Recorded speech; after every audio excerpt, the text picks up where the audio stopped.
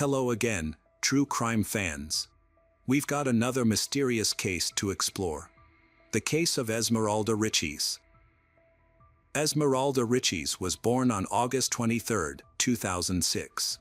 Little is known about her childhood, but it is understood that she grew up in a loving family with her older sister. The family ran a small supermarket, where Esmeralda spent most of her time before attending the Agricultural Polytechnic Institute. She aspired to pursue higher education and dreamed of a modeling career, which she often showcased on social media. Esmeralda has an attractive appearance, giving her a great chance of success in this field. Esmeralda regularly shares funny and dancing videos on her social media, clearly enjoying her online presence and being in front of the camera. Her friends describe her as cheerful and kind, always ready to help others, which makes her popular. Unlike most teenagers, Esmeralda preferred to stay at home and invite her friends over rather than go out to various places. However, in the weeks leading up to the tragic incident, she suddenly began spending more time with her friends outside the house.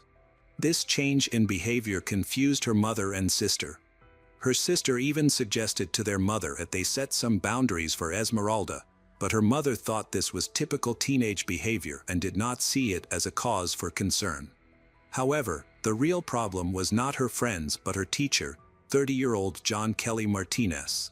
John had begun his teaching career after passing his teacher exam and started his probationary period in June 2022 at the academy where Esmeralda was in her final year.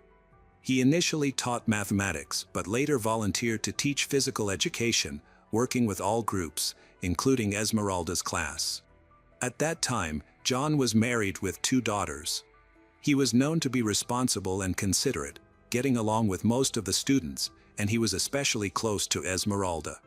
At first, John and Esmeralda's relationship was merely that of a teacher and student. However, over time, John developed a special interest in her and gained her trust. One day during recess, John sat down next to Esmeralda and her friends and began asking strange questions, such as who the girls lived with, whether they had boyfriends. Unfortunately, the students did not notice John's strange behavior. Soon, he began inviting Esmeralda to meet him outside of school, often bringing other students along to avoid attracting attention. On February 12, 2023, John planned to go for a walk along the beach that evening with his nephew and 3 of Esmeralda's friends. However, since Esmeralda's parents did not allow her to go out at night, she was worried that her mother would not permit her to join them. To resolve this issue, she asked John to pick her up and help convince her mother. John agreed and arrived at Esmeralda's house around 7:30 p.m. in his black Honda, accompanied by his nephew and 3 friends. They went inside to talk to Esmeralda's mother about allowing her to go for a walk to a nearby horse show. At first, her mother was hesitant. However, after considering that Esmeralda would be with her teacher and classmates, Esmeralda's mother finally agreed to let her go. She did not know that this decision would have serious consequences for her daughter. That evening, Esmeralda's father returned home from church and found that Esmeralda was missing. When he asked his wife where she was, Esmeralda's mother explained that she had allowed Esmeralda to go for a walk.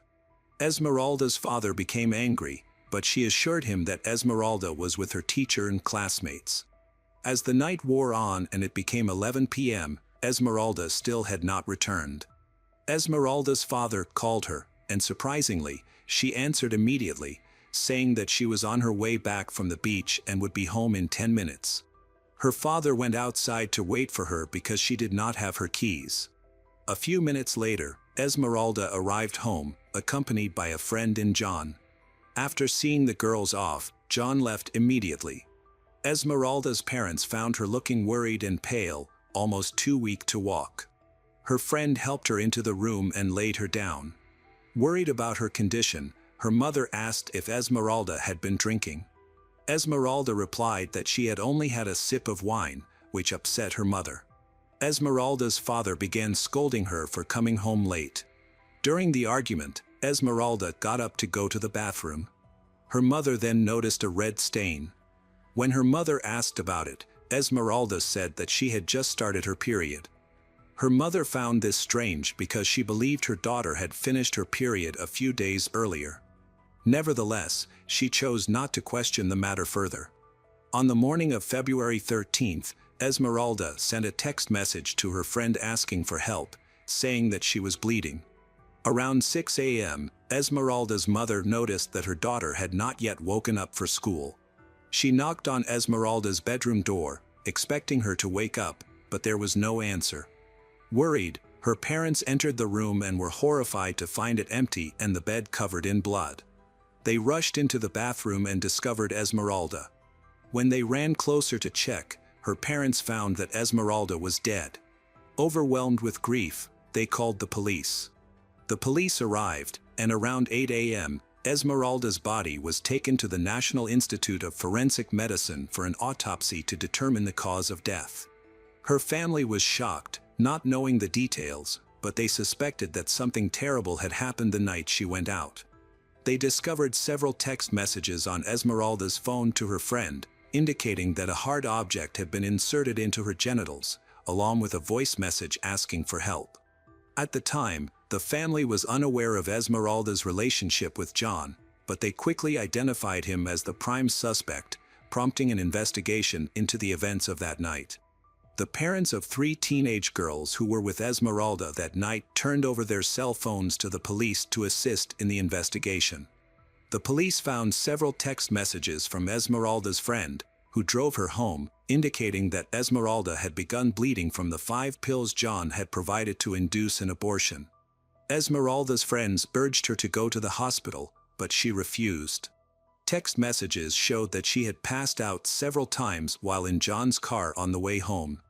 The girls' phones also displayed messages from John asking about Esmeralda's condition. On the morning of Tuesday, February 14th, John was arrested and taken to the police station as the prime suspect in Esmeralda's death. The Department of Education suspended him for 90 days without pay to allow the investigation to proceed. During the search of John's home, his nephew was also arrested for attempting to conceal clothing, specifically the shirt, pants, and shoes that John had been wearing that night. Meanwhile, the chief prosecutor interviewed the 3 girls who were with Esmeralda. Their testimony was crucial for the police in piecing together the events of that night. They reported that they initially drove around the area, but at some point, John stopped at a store where he bought some beer and pills.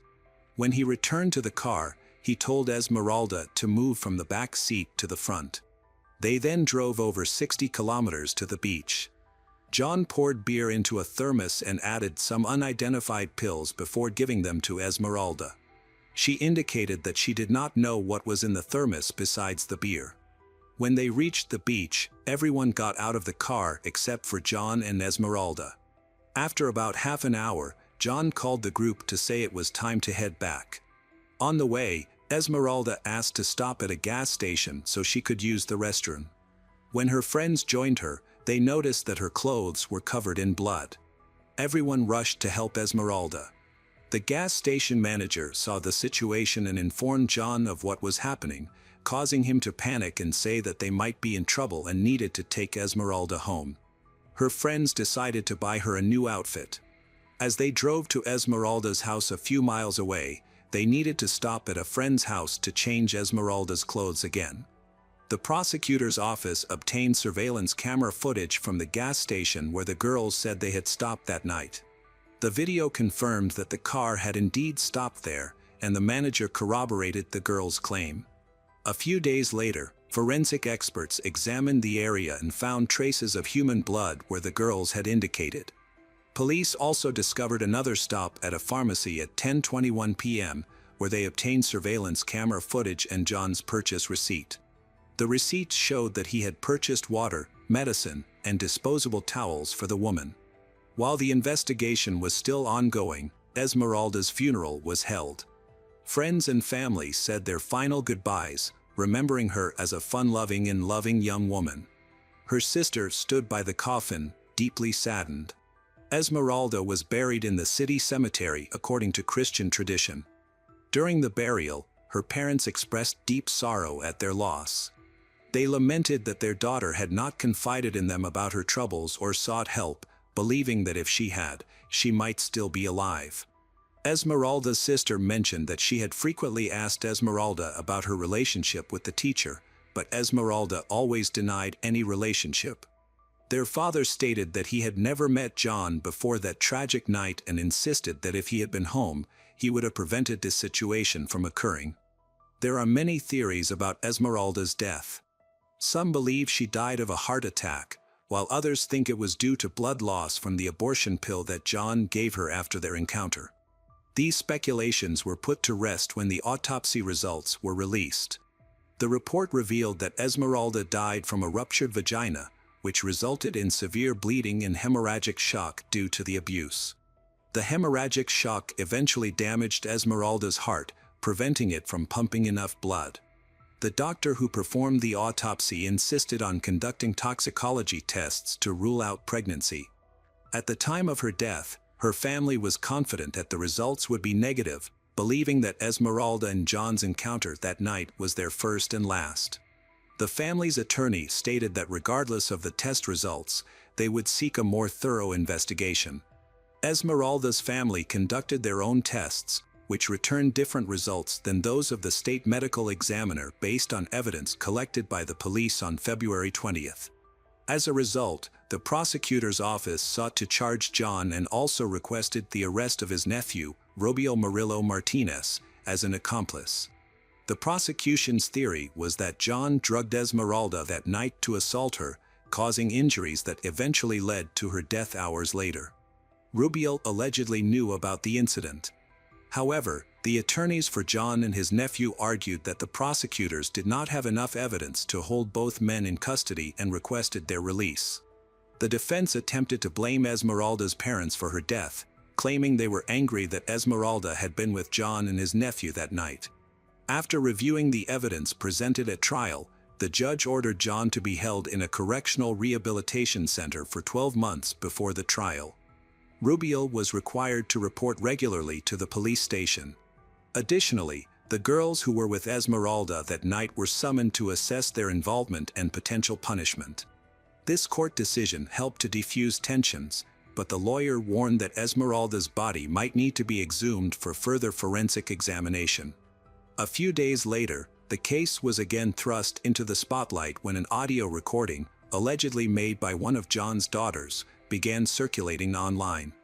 In this recording, the daughter defended her father, claiming that Esmeralda was not abused because she willingly got into John's car. Meanwhile, John's wife faced a separate scandal after she sold her husband's car for about $14,000 shortly after his arrest. On March 28, the prosecutor's office confirmed that John's wife had sold the car and expected to receive the remaining payment later. Police also seized a handgun that had been sold to John by a woman. John's wife was arrested on suspicion of involvement in the crime and concealing evidence, but was released hours later due to a lack of evidence against her. The investigation continues. In the following months, police worked to gather evidence to confirm John's involvement in Esmeralda's death. During a second search of John's home, they discovered a box of birth control pills containing levonorgestrel, the same active ingredient found in Esmeralda's body. Additionally, brown women's pants, a dark blue blouse, and a white napkin were collected from the house. Several pieces of blue plastic bags and other items were collected and sent for forensic examination. Subsequent analysis determined that the clothing belonged to Esmeralda. On November 24, 2023, judge ordered that John be tried as the sole defendant in the case concerning Esmeralda's death. The judge dismissed the charges of illegal possession of a weapon, leaving him to be tried only for the charges of deprivation of life and abuse related to Esmeralda. A judge from the Superior Court will decide John's sentence. In contrast, all charges against Rubiel Murillo Martinez were dismissed due to insufficient evidence. The prosecution and Esmeralda's family lawyers have expressed their intention to appeal this decision. The trial was originally scheduled to begin on January 9, 2024, but was postponed. The hearing finally began on January 15, with the press barred from attending. The hearing commenced with the reading of the indictment, followed by testimony from witnesses. Esmeralda's parents were the first to speak. They expressed their deep love for their daughter and their immense grief at losing her. Esmeralda's father directed his comments at John, emphasizing that John had relied on his role as an educator and child advocate. After the emotional testimony from Esmeralda's family, John spoke. He tries to play the victim, admitting to being intimate with Esmeralda but insisting it was consensual. He also claimed that he had brought her home alive and unharmed. The prosecution argued that Esmeralda died as a result of fatal injuries inflicted by John. To support their case, the prosecution presented 40 pieces of evidence, including witness statements, audio and video material collected during the investigation, and photos and videos of Esmeralda with John, as well as Esmeralda's autopsy report. After all the evidence was presented, the prosecution and Esmeralda's family attorney requested a prison sentence for John. They also attempted to add an additional charge, alleging that he had committed the crime of torturing a minor. However, this charge was dismissed by the judge. On March 14, 2024, the court found John Kelly Martinez guilty and sentenced him to 20 years in prison. He was ordered to pay Esmeralda's family $33,000 in restitution, along with a $3,400 fine. After the verdict, John apologized to Esmeralda's parents and the public for his actions. Although no sentence could bring Esmeralda back, the verdict brought relief to her family. They expressed their gratitude to everyone involved in the investigation and trial and stated that they were satisfied with the outcome. Esmeralda's mother described her daughter as a cheerful and happy girl. After her death, her mother tried to call her many times, struggling to accept the loss. Esmeralda's father used to wake her up every morning, but now he will never have that chance again. Both of Esmeralda's parents pray for the strength to overcome their grief, but they find it difficult to forgive John. Esmeralda's tragic story has deeply affected many people. Her life ended, highlighting the importance of maintaining appropriate boundaries in the teacher-student relationship.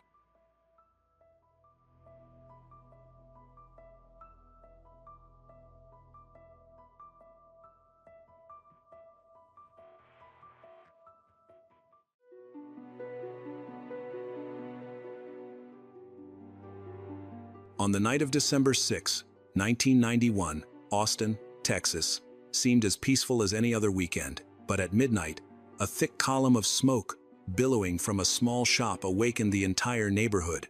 None of them could have imagined that behind that black smoke lay not just a fire, but one of the most horrific crimes in Texas history. On the charred pavement, 4 nearly unrecognizable bodies lay huddled together, bound by their own clothing. In a relentless investigation spanning over 30 years, Austin police pursued dozens of suspects, face immense public pressure, make grave mistakes, and ultimately only find the true answer thanks to cutting-edge 21st-century DNA technology. This is not just a story about a massacre. It's also a story about the desperation of families seeking the truth, about irreparable mistakes in the investigation, and about the real monster that has been hiding for 3 decades.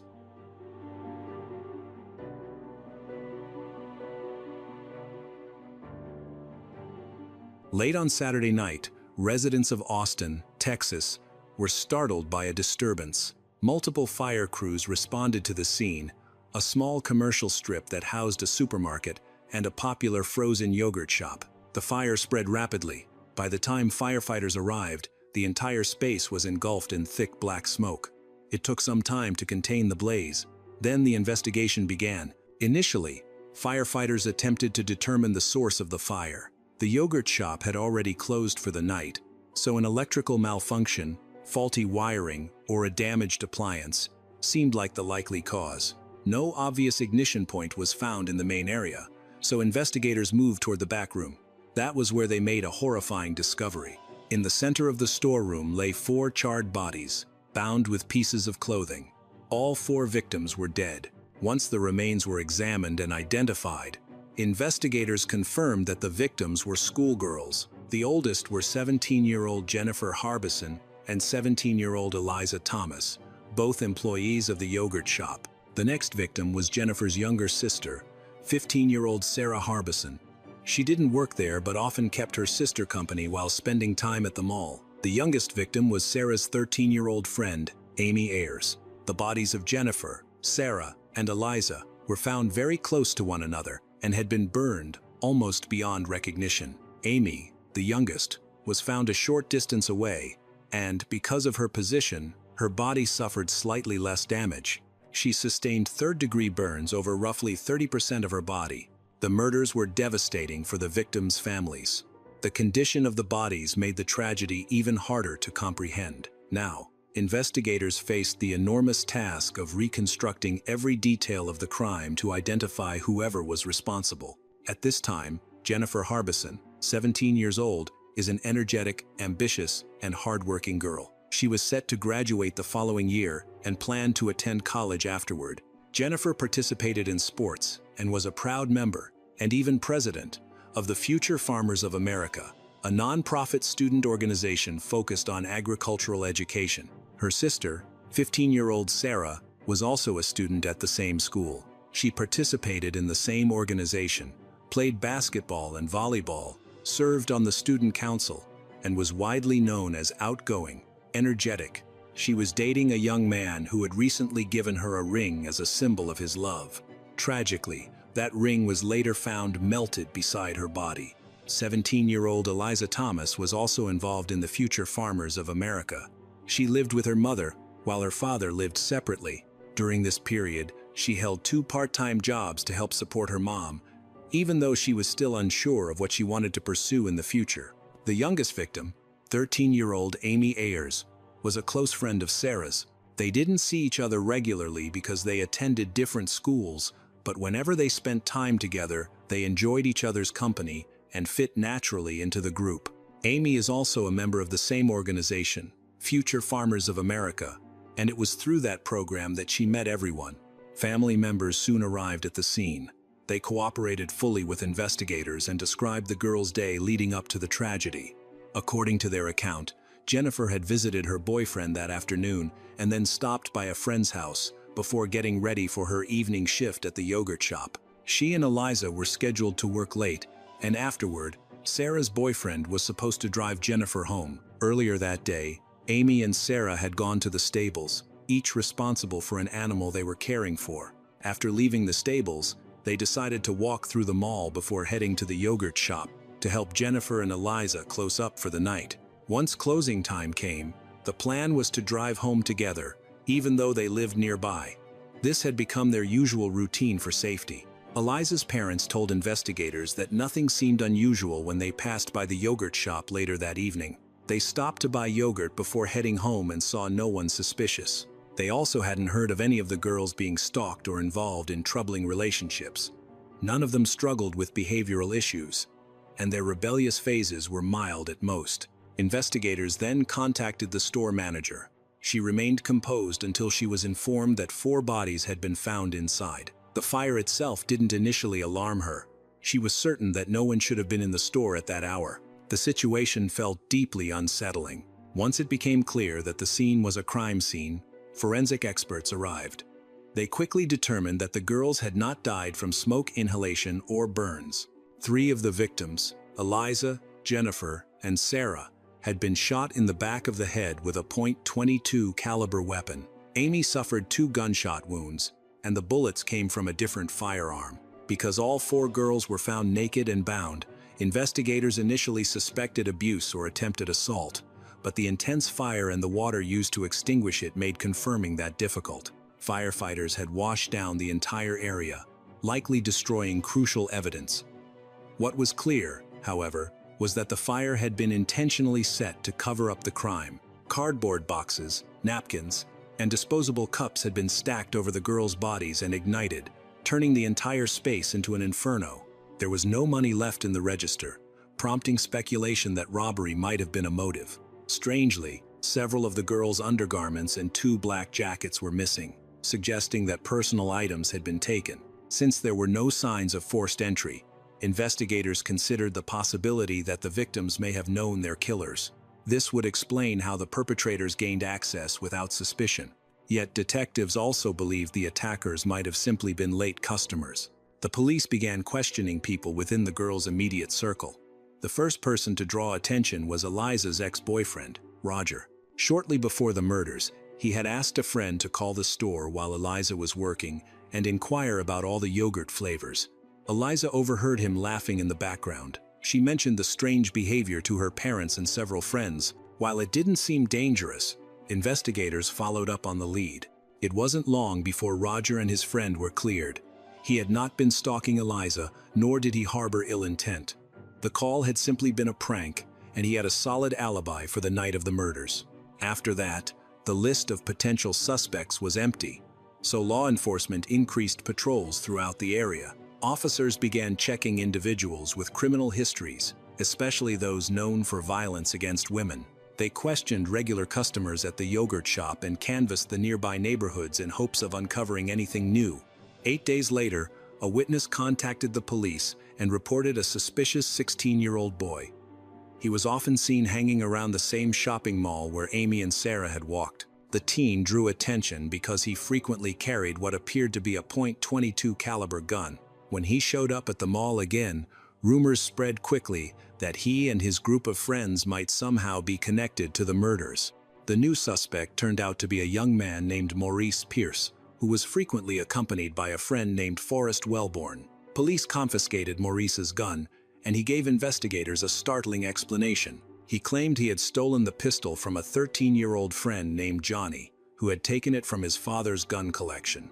Because several rounds were missing from the magazine, Maurice became a person of interest. During interrogation, he stated that on the night of the murders, he and Forrest had gone to a bar and run into a group of guys led by someone named Michael. According to Maurice, Forrest borrowed a .22 pistol from one of them and left for a short time. When he returned, several bullets were missing. He appeared distressed, telling Maurice he had done something bad. Concerning the fire, Maurice claimed it had been started with hairspray and a lighter. Investigators doubted such a large blaze could have begun that way, but Maurice continued to stick to his story. The day after the murders, Forrest and several friends stole a car. They drove out of town to the river to shoot. On their way back, they pumped gas and left without paying, so the police were called. The group was heading to San Antonio because Forrest wanted to break up with his girlfriend. After returning to Austin, Forrest borrowed the pistol again. When Maurice asked why, Forrest allegedly replied that he planned to kill more girls, just as he had done in the yogurt shop. After gathering multiple witness statements, detectives agreed that the group's behavior seemed suspicious. Members of the group had indeed been at the same shopping center around the time of the murders and had even stopped by a frozen yogurt shop. This prompted investigators to arrest Maurice, Forrest, and two of their friends, Robert Springsteen and Michael Scott. These two had been with the group when they stole the car and left Austin briefly. Police also believed a girl had been with them at some point, so detectives interviewed her as well. All of them were troubled teens who had dropped out of school, though not all had criminal records. None admitted involvement in the murders, but Maurice agreed to cooperate. Investigators wired a microphone under his clothing and sent him to speak with Forrest.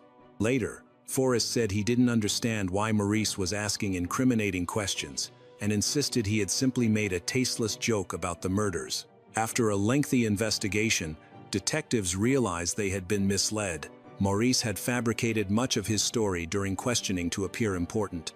All four young men were eventually released, and investigators shifted their focus elsewhere. Because of the severity of the crime, a growing number of witnesses came forward, each with a different account.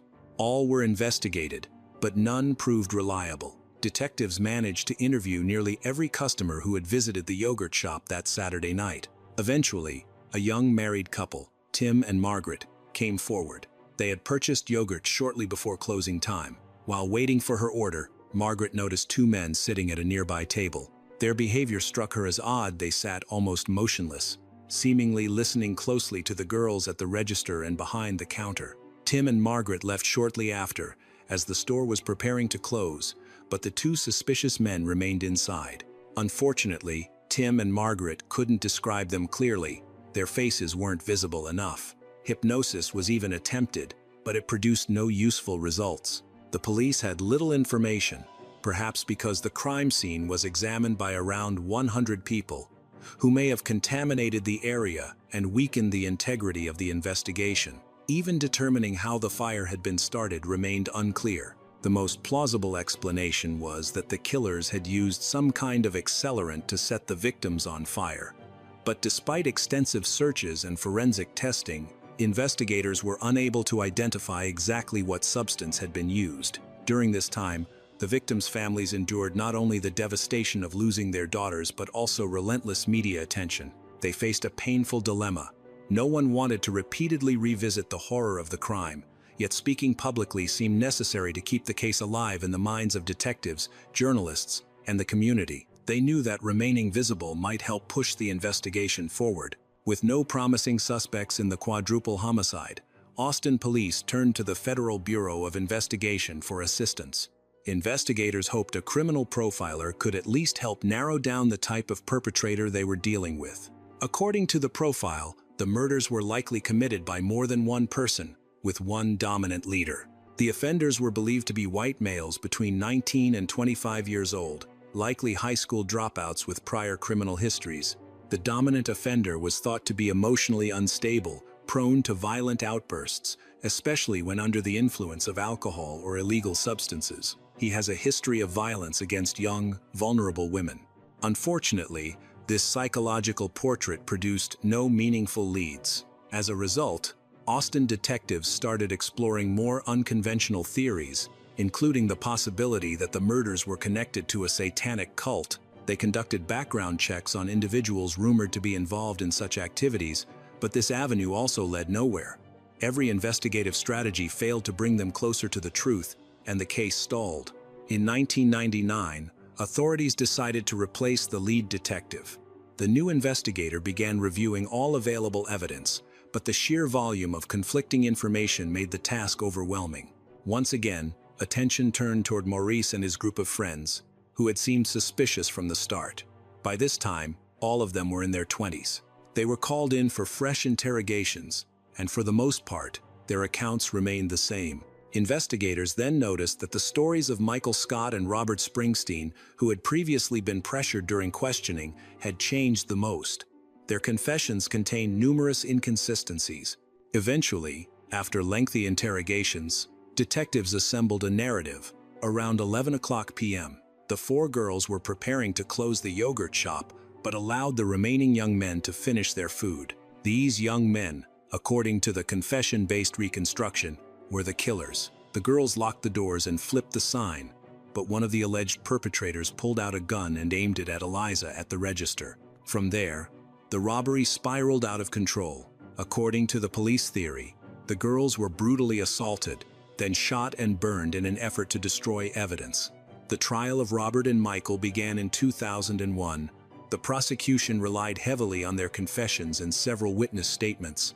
Meanwhile, the defense emphasized the glaring inaccuracies and procedural violations that tainted the confessions from the very beginning. Beyond those statements, the prosecution had almost no physical evidence conclusively linking the men to the murders. Even so, after several weeks, the jury found both defendants guilty. Springsteen was sentenced to death, and Scott was sentenced to life imprisonment. In 2005, Springsteen, who was 17 at the time, had his sentence commuted to life in prison by Governor Rick Perry as a result of Roper v. Simmons.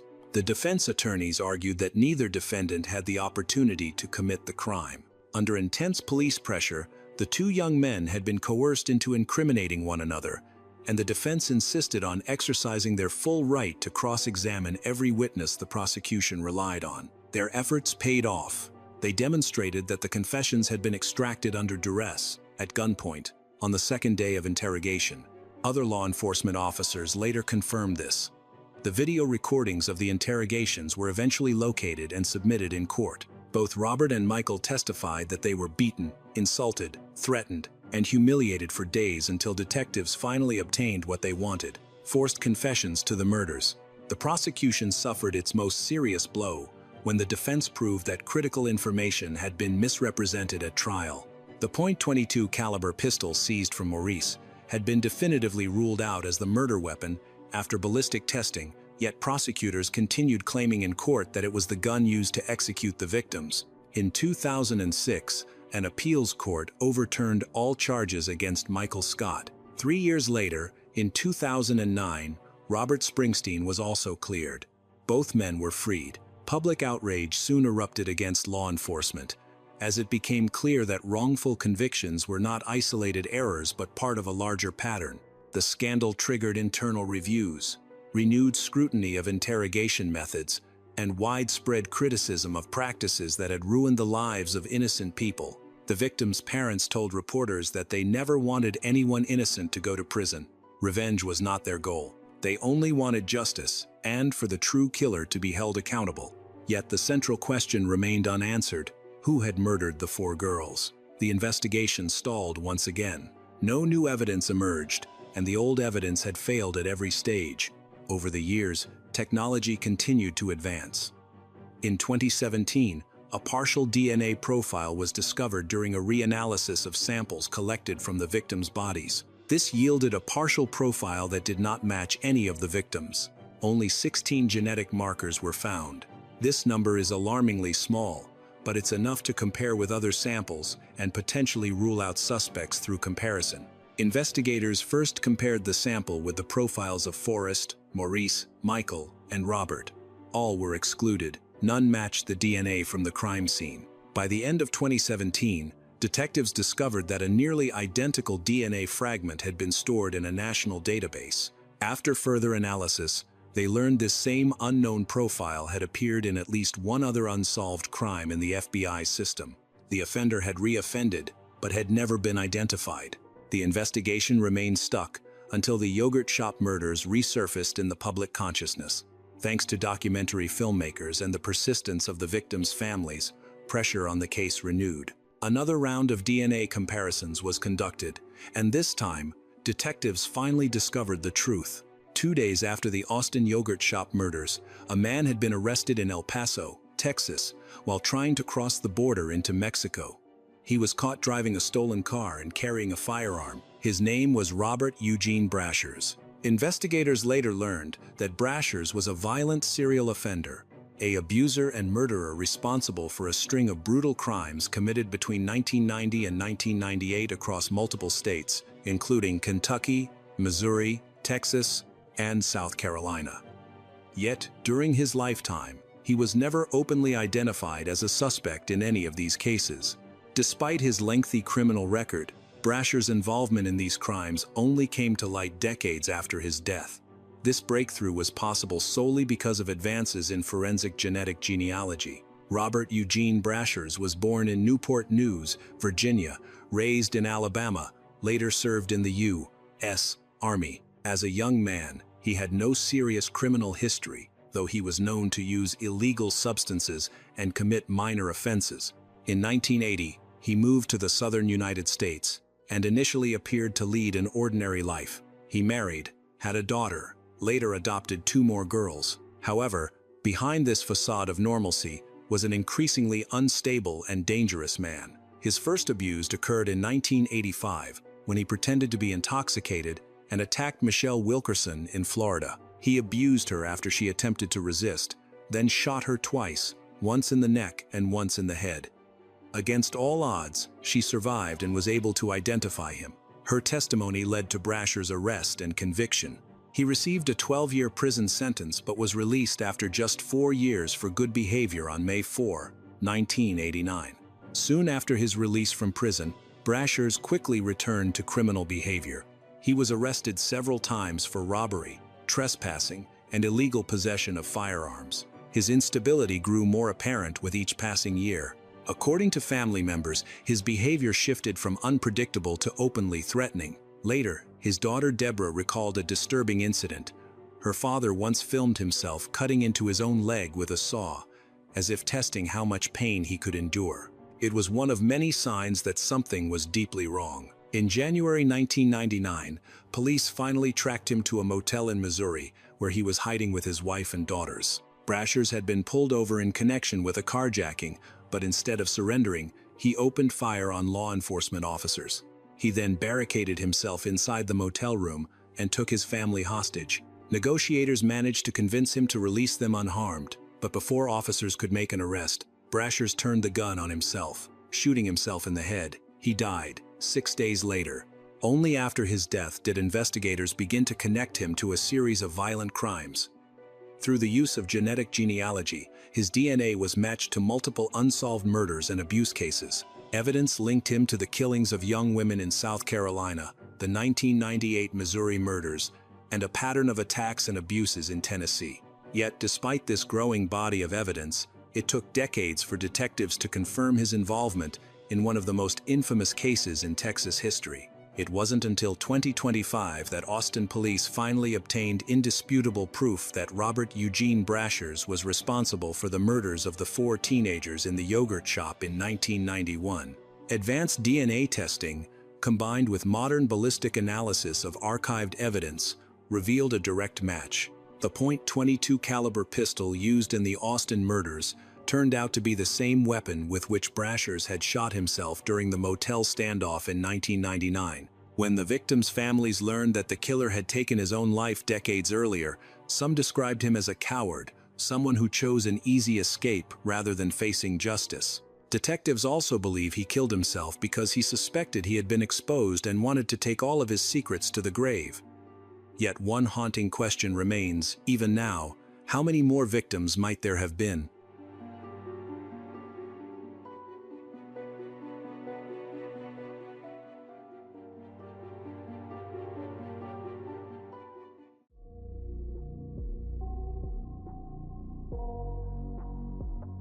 One day, in the store, the woman walked toward the back area and stumbled upon a horrifying scene. The body of a woman lying in a pool of blood. She was shaken to her core. What intensified her terror was the realization that she had seen this woman alive in the store only hours earlier. Fighting the urge to scream, she slowly backed away from the body, only to bump into someone behind her.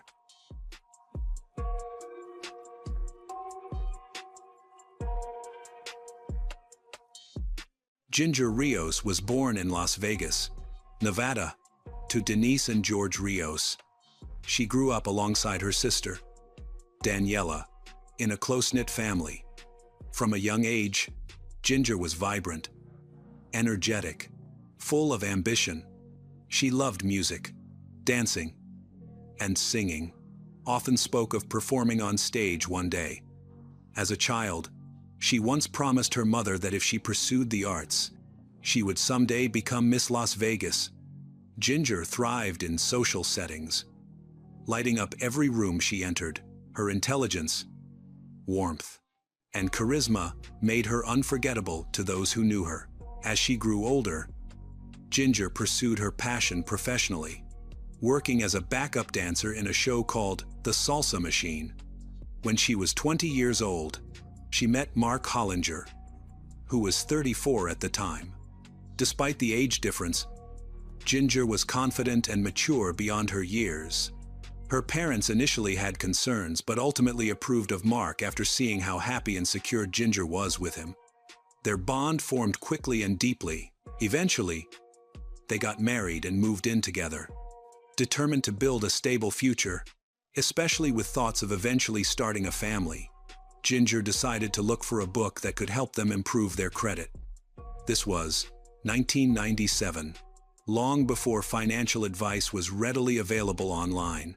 On April 4, 1997, Ginger and Mark were driving along Maryland Parkway in Las Vegas when they noticed the familiar storefront of Spycraft. The store stood out immediately, its windows filled with cameras and unusual equipment.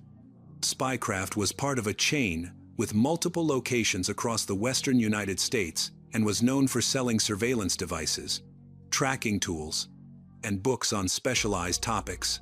Mark stayed in the car while Ginger went inside. She planned only a quick stop to browse. She took nothing with her except her wallet, leaving the rest of her belongings in the vehicle. Spycraft attracted all kinds of customers. Some were simply curious or concerned parents, but others had more questionable motives, looking for devices that could be used without drawing attention. At the time, the store was operated by Craig Leslie Jacobson and his wife. Minutes passed, then more time. Ginger didn't return. Mark waited in the parking lot, watching the entrance carefully. If Ginger had stepped outside, he would have seen her, but she never emerged from the front door. Anxiety began to creep into him. Ginger's delay was completely out of character, especially since they still had errands to run. Finally, Mark got out of the car, entered the store. He went straight to the counter and asked about Ginger, wanting to know whether she was still inside. The response stunned him. Jacobson told Mark that Ginger had already made a purchase and left the store some time earlier. Mark knew immediately that this wasn't true. Alarmed, Mark began searching the store aisle by aisle, calling her name. Ginger was nowhere to be found, clearly. Something bad has happened. Mark returned to the store owners, pleading with them to help locate his wife. Jacobson repeated the same story, insisting that Ginger had made a purchase and already left the store. This response only deepened Mark's confusion and growing sense of dread. With no other options, he left the shop and called his in-laws, reaching George Rios, Ginger's father, to tell him that she was missing. George initially suggested that Ginger might have stepped into a nearby store and that Mark may simply have missed her leaving. At first, George was not overly alarmed. But as the hours passed and there was still no sign of Ginger, concern quickly turned into fear.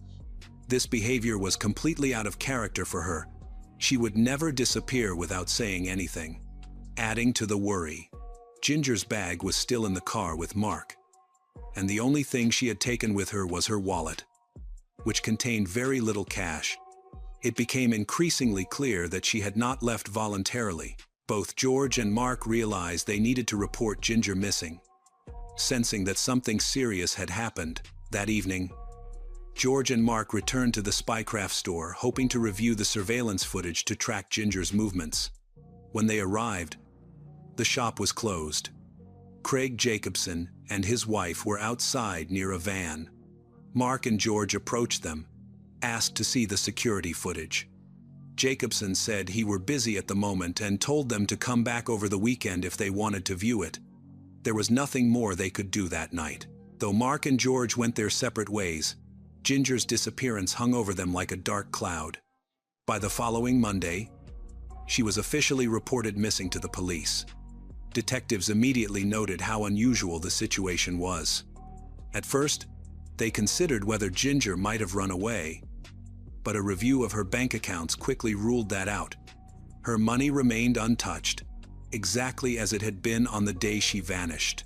Ginger also carried very little cash, making it unlikely she could have gone anywhere intentionally. With that possibility eliminated, investigators began assembling a list of potential suspects.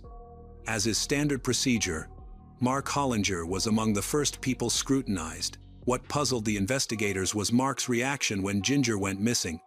Instead of contacting the police immediately, he had called her father first. From a law enforcement perspective, this hesitation seemed suspicious. Then, just days after Ginger's disappearance, something even more unusual occurred. Mark's car caught fire and was completely destroyed. Police viewed the incident with deep suspicion, believing the fire was unlikely to have been accidental. Investigators began to suspect that the vehicle may have been deliberately set ablaze to destroy potential evidence. Eventually, police conducted a thorough investigation into Mark. Throughout questioning, he remained firm, insisting he had nothing to do with Ginger's disappearance and claiming he was just as desperate to find her as everyone else. As for the fire, Mark explained that the car had overheated while he was driving home and suddenly burst into flames. He said he barely managed to escape as the fire spread rapidly. By the time he tried to react, the flames were out of control. At the time, cell phones were not widely used, and finding a payphone was not always easy. The burned-out car was seized and carefully examined for any evidence that might shed light on Ginger's disappearance. With no evidence tying him to a crime, Mark was ultimately released.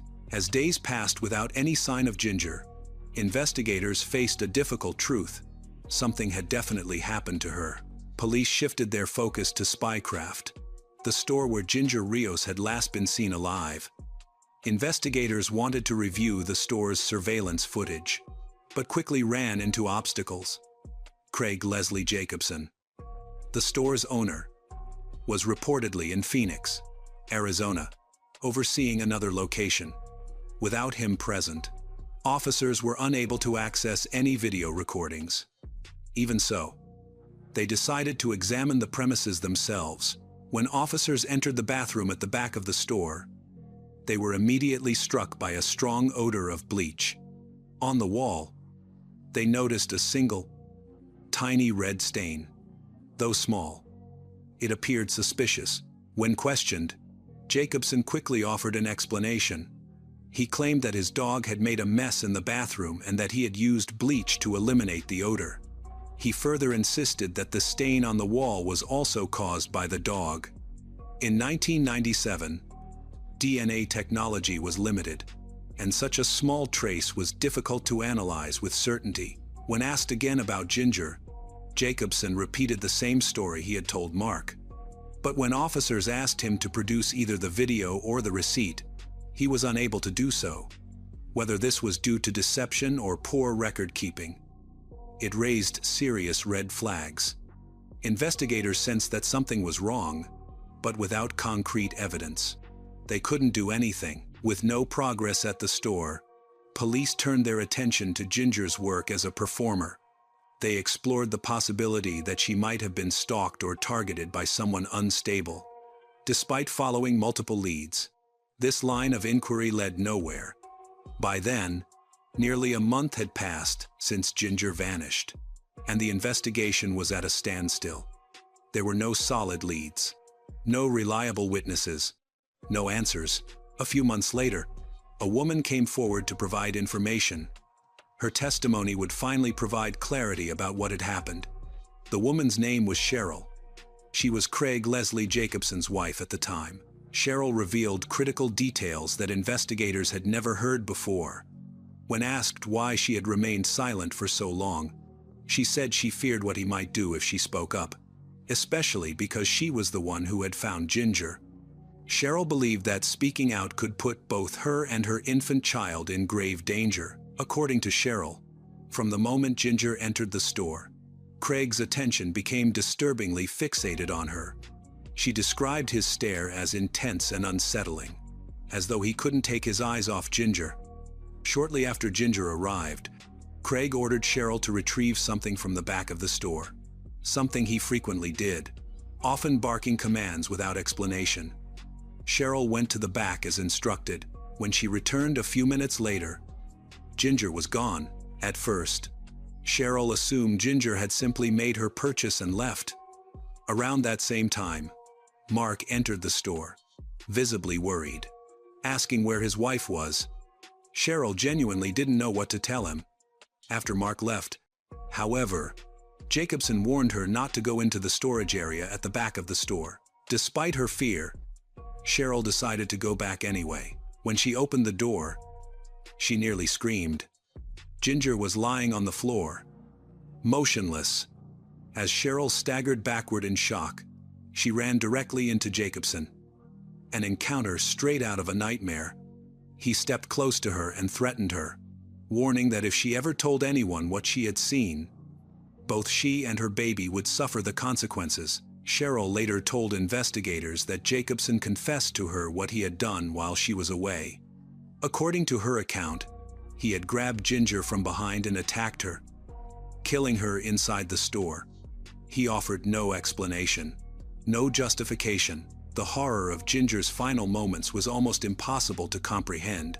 A young woman, alone in a store, brutally attacked, killed by a man she had never met, while help was just feet away, and no one knew. Cheryl recalled that, to conceal the crime, Craig Jacobson, along with another employee, thoroughly cleaned the back room of the Spycraft store using large amounts of bleach.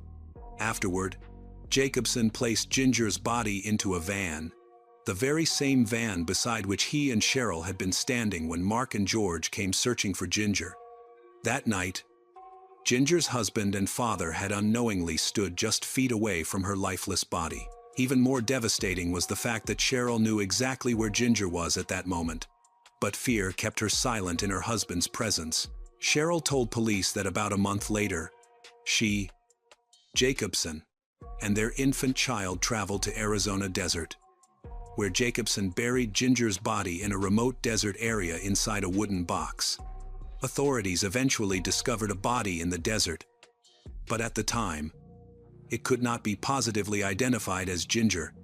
When Jacobson learned that remains had been found, he immediately fled.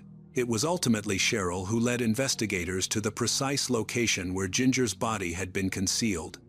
The remains were found buried beneath sand and concrete. Later, forensic testing confirmed that the body belonged to 20-year-old Ginger Rios. Following this discovery, police obtained a search warrant for the Spycraft store. Inside, investigators found traces of Ginger's DNA in the back room. An even more disturbing revelation soon followed. Craig Leslie Jacobson was a fugitive with an extensive criminal history. Years earlier, Jacobson had fled under an alias to avoid prosecution for burglary and theft. After serving time, he changed his name again, married Cheryl, and continued operating Spycraft stores across several western states, including a location in a Las Vegas strip mall.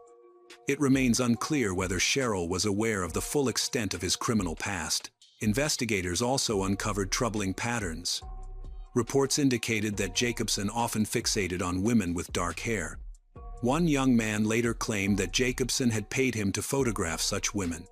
In August 1997, Jacobson was arrested in Los Angeles following a confrontation with a police officer. Though details of that incident were limited, he was quickly extradited back to Nevada and formally charged with Ginger's murder. During legal proceedings, Jacobson ultimately confessed to killing Ginger, claiming that he suffered from schizophrenia and displaying erratic behavior. Prosecutors, however, argued that he was not mentally ill and was deliberately feigning symptoms in an attempt to secure a lighter sentence. Reports from within the prison system suggested that Jacobson had openly discussed plans to pretend insanity in order to manipulate the courts. Although prosecutors initially considered seeking the death penalty, they eventually offered Jacobson a plea agreement, which he accepted. Under the terms of the deal, Jacobson was sentenced to life in prison with the possibility of parole after 20 years and ordered to pay approximately $3,200 in restitution to Ginger's family. There was, however, another chilling discovery. Another set of remains was found in the desert near Ginger's burial place. Years later, authorities identified her as Christina Marie Martinez, a teenager believed to have also been killed by Jacobson. Christina was 15 years old when she disappeared in May 1987. After visiting a nearby laundromat, she lived in a group home in Arizona, located across the street from a branch of the Spycraft store. Tragically, no immediate large-scale search was launched for Christina, likely due to her troubled background and prior encounters with law enforcement. She went missing for many years before her body was found in the desert. In 2015, after completing his sentence in Nevada, Jacobson was extradited to Arizona to face charges related to Christina's murder. In 2016, a judge in Maricopa County Superior Court initially ruled Craig Jacobson mentally incompetent to stand trial. That decision was later reversed, with the court concluding that he had been exaggerating or feigning mental illness. On September 21, 2017, judge approved a defense request for an additional competency evaluation. Since then, there have been no significant public updates in the case. Craig Leslie Jacobson remains incarcerated. Investigators have long suspected that Ginger Rios and Christina Marie Martinez may not have been his only victims. In May 1997, he was also suspected in the disappearance and possible murder of another young woman, Mary Stoddard, whose body has never been recovered. The death of Ginger left a deep and permanent scar on her family, who continued to carry the weight of their grief long after the case was closed. At one point, Craig Jacobson even wrote letters to Ginger's father, expressing remorse for the pain he had caused. In those letters, he claimed he attacked Ginger because she had supposedly snapped at him inside the store that day. But nothing in his explanation could justify murder. Tragically, Ginger's mother, Denise Rios, passed away from cancer on July 24, 2014, carrying with her the unbearable pain of losing her daughter years earlier.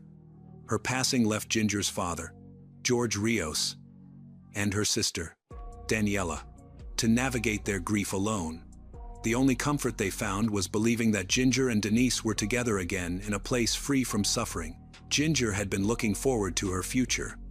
She dreamed of owning a home with her husband, raising children, and watching her family grow. She hoped to perform on stage, to dance, to sing, and to build the creative life she had always imagined. But she never had the chance to reach those dreams. Her life was stolen at just 20 years old, long before she could see any of it unfold.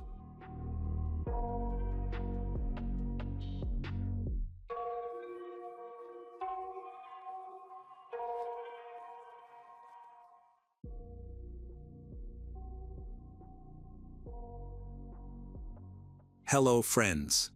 Welcome to our channel. Today we're going to take a look at another horrible case with you.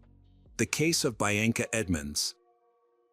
Bianca Edmonds was the second of 4 children, with 2 brothers and 1 sister. When Bianca was young, her father took a job with a mining company, which kept him away from home for long periods.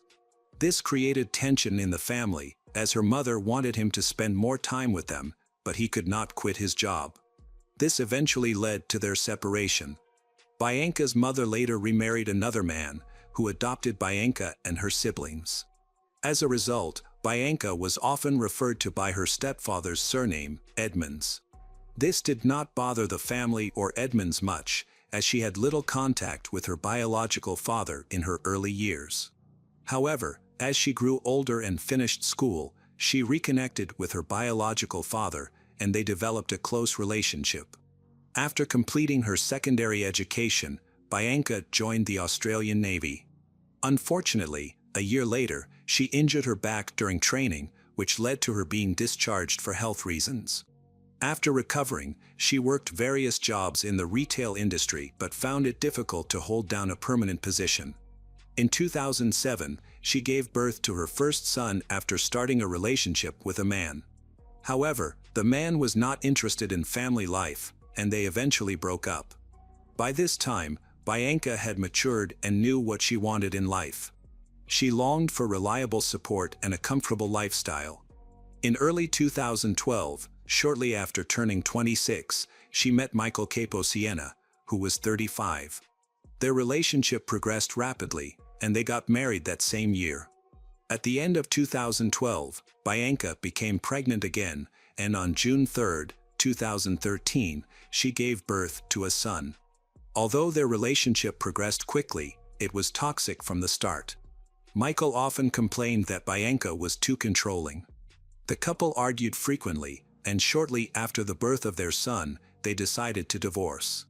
In early 2015, Bianca met Glenn Cassidy, a 48-year-old man, through a dating app. As usual, Bianca acted quickly. She appreciated Glenn's gentle nature, which suited her desire to be proactive in the relationship. Their initial online flirtation quickly turned into a real-life meeting and intimacy. Although Glenn was 20 years older than Bianca and was married with 2 children from a previous marriage, their similar life experiences seemed to help them connect quickly. In February 2016, they got married. Meanwhile, Bianca faced a number of personal challenges, most notably a custody battle with her ex-husband, Michael. Bianca's second husband, Michael, was initially not very involved in their son's life and often refused to see him. However, things changed when Michael entered a new relationship, achieved financial stability, and decided to spend more time with his son, who was then 9 months old. In March 2014, Michael requested visitation rights for his son. This led to a number of disputes, with Bianca accusing her ex-husband of being toxic and unfit to be a father. Michael decided to file a lawsuit against Bianca. By August 2015, after several court hearings, he was granted visitation rights, but with strict restrictions. He could only see his son in a neutral location under supervision, with 2-hour visits in Melbourne, a 2-hour drive from where Michael lived. This arrangement caused significant inconvenience for Bianca. She was unhappy that Michael was still interfering in their son's life, and she wanted to sever the relationship but could not find a way to do so. Unfortunately, the situation did not improve. Michael decided to take legal action again, seeking to increase the time and frequency of his visitation with his son and to remove the supervision requirement. This frustrated Bianca even more, leading to numerous arguments that sometimes escalated into physical confrontations. Michael's girlfriend described Bianca as a toxic person who tried to limit Michael's communication with his son out of anger. She said that Michael had changed his mind and wanted to reconnect with the child, and that he was legally entitled to do so. Michael's girlfriend portrayed him as a devoted family man with a kind personality.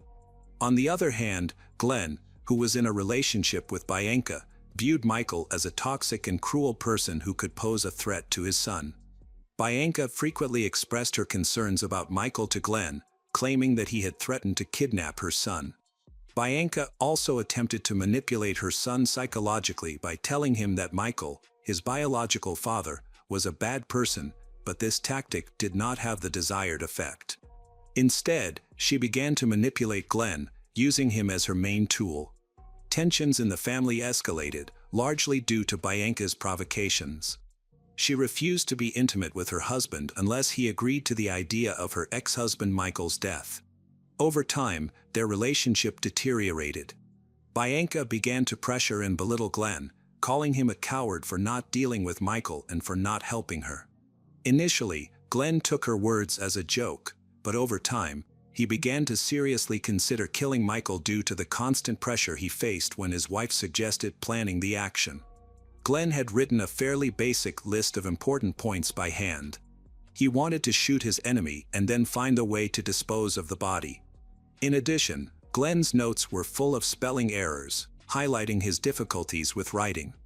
Bianca had received support from her husband, and she prepared him to commit the crime. Glenn desperately wanted to have a child with her, and her manipulation regarding intimacy worked. The couple, who had difficulty conceiving, shared their struggles with their friends. Bianca cleverly convinced Glenn that after Michael died, he would definitely have an heir. After this plan was documented, they began to prepare and execute it step by step. They searched for the best location for an ambush and created a map of the area where Michael lived with his new girlfriend. Bianca's knowledge of the layout of Michael's house helped her create a detailed plan, including the locations of doors and windows. They were very thorough in their preparations. They even mapped out the locations of streetlights and nearby houses with barking dogs. Bianca was eager to proceed and urged that Michael be killed as soon as possible. However, each time they set a date, things went wrong, causing delays. Glenn visited Michael's house several times to assess the entrances and exits of various streets. During these visits, he would call Bianca to discuss any problems that were interfering with their plans. He often expressed frustration that Michael was not home at the scheduled time, as he seemed to be working late or socializing with friends. The attackers communicated in code and referred to the area around Michael's house as the workplace.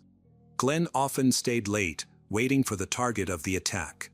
Despite Bianca's encouragement, Glenn remained anxious and uncertain. Bianca employed her main tactic, intimacy, assuring him that once Michael was dead, he would have everything he wanted. Later, for reasons unknown, the police obtained a recording of their conversation. In response, Glenn installed a call recording app on his cell phone, possibly suspecting that he was being manipulated and wanting to protect himself in case things went wrong. Regardless, this did not absolve him of guilt for the shooting that followed. While carrying out this heinous plan, Bianca was supposed to be on vacation with Glenn's mother. The destination was on the other side of Australia, likely chosen to provide Bianca with an alibi that would convince the police of her innocence. On March 11, 2016, she prepared for the trip and spoke to Glenn about their plans. The next day, March 12, Glenn drove 170 kilometers to Michael's house. At 12:23 p.m., he sent another text message, expressing his love for her and speaking angrily about Michael. Around 1 p.m. that same day, Glenn drove to the road leading to Michael's house. He reiterated his love for Bianca and his willingness to carry out his plan. During this time, Glenn set up an ambush, positioning himself to see the front door of the house. When Michael and Silvana Silva, his girlfriend, arrived home, they settled in to watch a movie. At 7:18 p.m., Silvana looked out the window and saw a man get out of his car and walk toward their house empty-handed. Recognizing him, she told Michael, feeling confused. This was odd since they lived far from Bianca and her new husband, leaving them puzzled as to how he had gotten there. Glenn noticed some people walking by, then returned to his car, presumably to assess the area and collect his thoughts. At 7:27 p.m., he got out of his car again, this time carrying a large white bag. After checking around and confirming that no one was nearby, he approached Michael's front door at 7:30 p.m. Glenn knocked on the door, and his sudden appearance at such a late hour made Michael nervous. He went into the kitchen and grabbed a large knife for protection. Silvana opened the door slightly and kept it on the chain. A brief conversation ensued, in which Michael told Glenn that he could not help Glenn. Glenn then held out his hand as if to say goodbye, and Michael, thinking it was safe, shook his hand. This turned out to be a grave mistake. Glenn grabbed Michael's hand, forcing him into the house. A struggle broke out as Glenn attempted to pull out a handgun and aim it at Michael's head. Michael fought back violently with the knife, striking Glenn several times. Tragically, a shot rang out, killing Michael instantly. Glenn then pointed the gun at Silvana, apparently intending to eliminate her as a witness. However, he had only loaded one bullet into the gun, and when he pulled the trigger, the handgun clicked but did not fire. In a fit of rage, he struck Silvana with his gun, knocking her unconscious. Glenn may have intended to kill her, but after the first blow, he collapsed to the floor, bleeding heavily from a stab wound. By 9:32 p.m., the situation was over. Silvana regained consciousness and found both men dead. She called emergency services, reporting that she had been attacked and that her fiancé had died. She had only suffered a minor concussion from the blow to her head and was weakened by blood loss. When the police arrived, they found a chaotic scene. Silvana gave a detailed account of the events, but as the sole survivor, she became the prime suspect. The police quickly determined that Silvana had nothing to do with the murder. They located Glenn's car parked on the street across from the house. Inside, they found his untouched lunch of fried chicken and green beans. A database check confirmed that the car belonged to Glenn. Police reviewed surveillance camera footage and accessed Glenn's mobile phone. The case was complicated from the start, taking 3 months for police to identify Bianca as the mastermind behind the attack. She apparently believed she would escape, so she was shocked when the police arrived at her home. Bianca Edmonds was arrested in December 2016 and taken to the police station for questioning, where she became hysterical. She acted as if Glenn was making things up and tried to convince him that he had not made a terrible mistake. However, he ignored her warnings and went ahead with his plan while she was away. Bianca claimed that her boyfriend was furious with Michael's behavior and that he was going to take their son away. According to Bianca, Glenn wanted to spend more time with the child. Although Glenn was not the boy's biological father, he had long wanted a child. The police knew this was a lie. Evidence from Glenn's phone confirmed their suspicions. The phone contained saved text messages and recorded calls detailing the planned crime. The police uncovered a wealth of information about the murder plot that had been in the works for months. In her defense, Bianca presented the last text message Glenn had sent her, in which he expressed his love for her and his hatred for Michael. She claimed that this text message made her aware of the impending attack, which she felt powerless to prevent. However, the police quickly noticed a major problem with the notes Glenn had written about the murder plan. They were full of spelling errors. In contrast, the text message Bianca received was perfectly written, too perfectly, and it resembled her own writing style. This led the police to suspect that she had sent the text messages from Glenn's phone to create a false narrative. Bianca denied any involvement in the crime and claimed she knew nothing about it. Despite the strong case against Bianca, the police did not have enough evidence to charge her at the time. She dismissed the charges and denied any involvement in the murder. As a result, she was released, and the investigation continued. During this time, Bianca became bored and returned to Tinder in search of new dates. Just 3 weeks after Glenn's death, she met a man who had just been released from prison on parole. He had a history of violent crime, including the murder of his first wife by slitting her throat in front of their 6-year-old son. Early in their relationship, Bianca informed him that her third husband, Glenn, had died of cancer just weeks after they were to marry. Bianca was pregnant but unfortunately lost the baby in an accident. Her new boyfriend later discovered Glenn and Michael online. He confronted her about the incident, and she revealed that she had planned the murder but insisted that Glenn should not die. She explained that she was too scared to share this with him when they first met, worried that he would not want to continue their relationship. Bianca also admitted to sending text messages from her husband's phone to mislead the investigation. She expressed deep regret for Glenn's death, explaining that she only intended to get rid of Michael. Her motive was fear that he might gain custody of their son. Following Bianca's confession, she became panicked and expressed fear of being caught by the police. Her boyfriend reported her statements to the police. In April 2018, Bianca was questioned again. Despite her boyfriend's testimony, she continued to deny sending the text messages, claiming that she had never seen any maps of Michael's house and denying any involvement in any plans to kill her ex-husband. The police informed her that her fingerprints had been found on the handgun used in the shooting. She was initially unable to respond to this information but continued to deny that custody issues were a motive for the crime. When the police recounted her boyfriend's account, she admitted that she could not remember the conversation. During this time, Bianca suffered from depression after the loss of her child, which she attributed to her mental health and the effects of her antidepressants. Unfortunately, the police determined that they did not have enough evidence to arrest her and were forced to release her. This situation continued until June 2019. Meanwhile, the police had gathered enough evidence to prove that she had either incited or directly participated in the murder of her ex-husband, Michael. The case was delayed, and it was not until June 2022 that hearings began regarding her involvement in Michael's murder. The prosecutor's office believes that Bianca's main motive was her desire to avoid sharing custody of her child and her fear that the father might take the child away. The police discovered that Bianca had planned to imprison her third husband, Glenn, to remove him from her life, as she found him too old and was bored with him.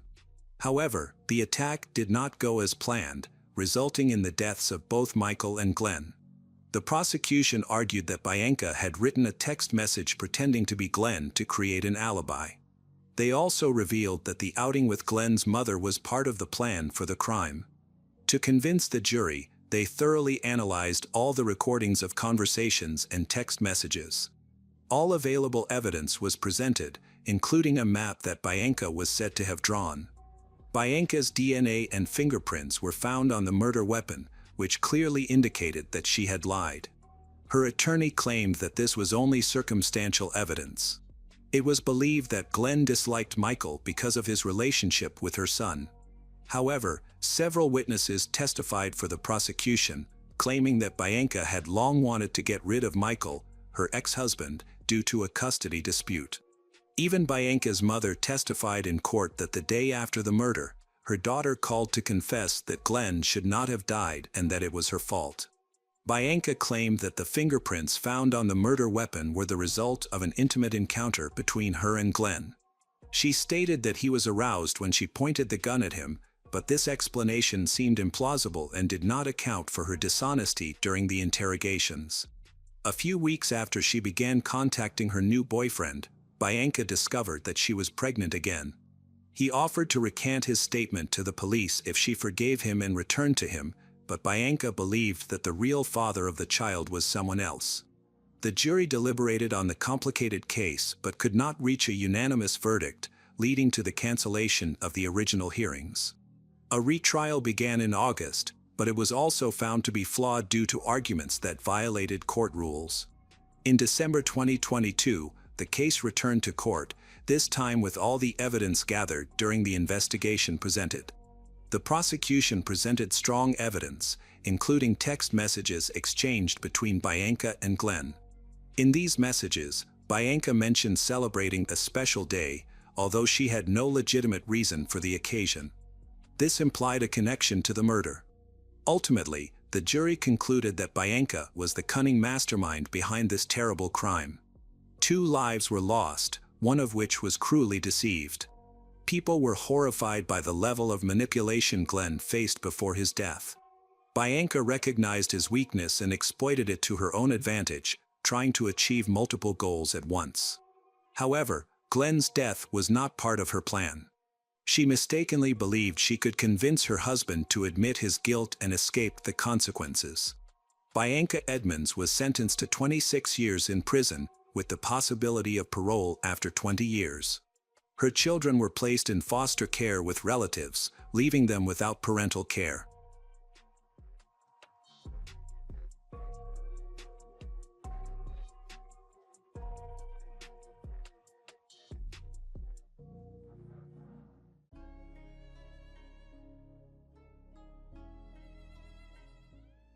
Hi everyone, thanks for returning. Let's unravel another horrible case. The case of Jennifer Clark. Donald Clark, 40, and Jennifer Clark, 30, are a married couple living in the small town of Zebulon, Georgia, USA. For a time, their life together seemed happy. They have 2 sons together, and Donald also has an adult daughter from a previous relationship. Donald and Jennifer met in 1996 when Jennifer was 18. Despite a 10-year age gap, they quickly connected and got married in 1997.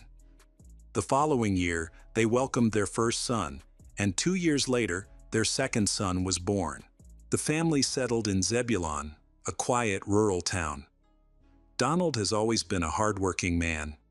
He dropped out of high school and started working immediately at a local factory. Over time, he pursued further education and advanced his career within the same company. Jennifer, on the other hand, worked as a nurse at a nursing home. Like any marriage, their relationship seemed harmonious at first. However, after the birth of their children, things began to change. Donald's daughter noticed that Jennifer was increasingly critical of him. When Donald's daughter became old enough, she decided to move out of the house. She chose to live with her grandparents due to Jennifer's erratic behavior.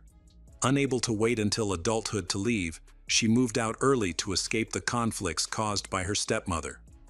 For a while, Donald's daughter lived in Florida, but at 19, she became pregnant. She decided to move back in with her father for support. During this time, Jennifer and Donald appeared to be rebuilding their relationship. However, by the time the baby was born, Donald's daughter noticed that her father's relationship with Jennifer had deteriorated again. As before, the house was filled with arguments, and Jennifer continued to pressure and humiliate Donald. Once again, Donald's daughter was forced to move out.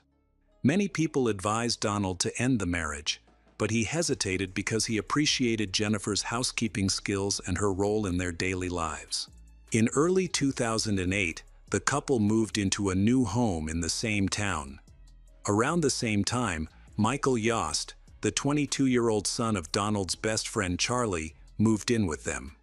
Michael had serious legal problems, had dropped out of school, and had begun using illegal drugs, which led to more charges and increased police surveillance. Hoping to help Michael turn his life around, Donald invited him to live with them. Jennifer quickly became close to Michael, which soon aroused Donald's suspicions. Eventually, Donald directly asked Michael if he was having an affair with Jennifer. Michael admitted to the affair. This revelation did not seem to surprise Donald, as Jennifer had been unfaithful to him on several previous occasions. Despite her repeated infidelity, Donald always forgave Jennifer, hoping to keep their marriage intact for the sake of their children. After learning about the affair, Donald asked Michael to move out of their home. Donald began to wonder what more he could do to make his wife happy. He provided for her and their children, was a loving husband, and a devoted father. However, it became clear to everyone that the problem was not Donald, but Jennifer. Donald decided to have an honest conversation with Jennifer about their problems.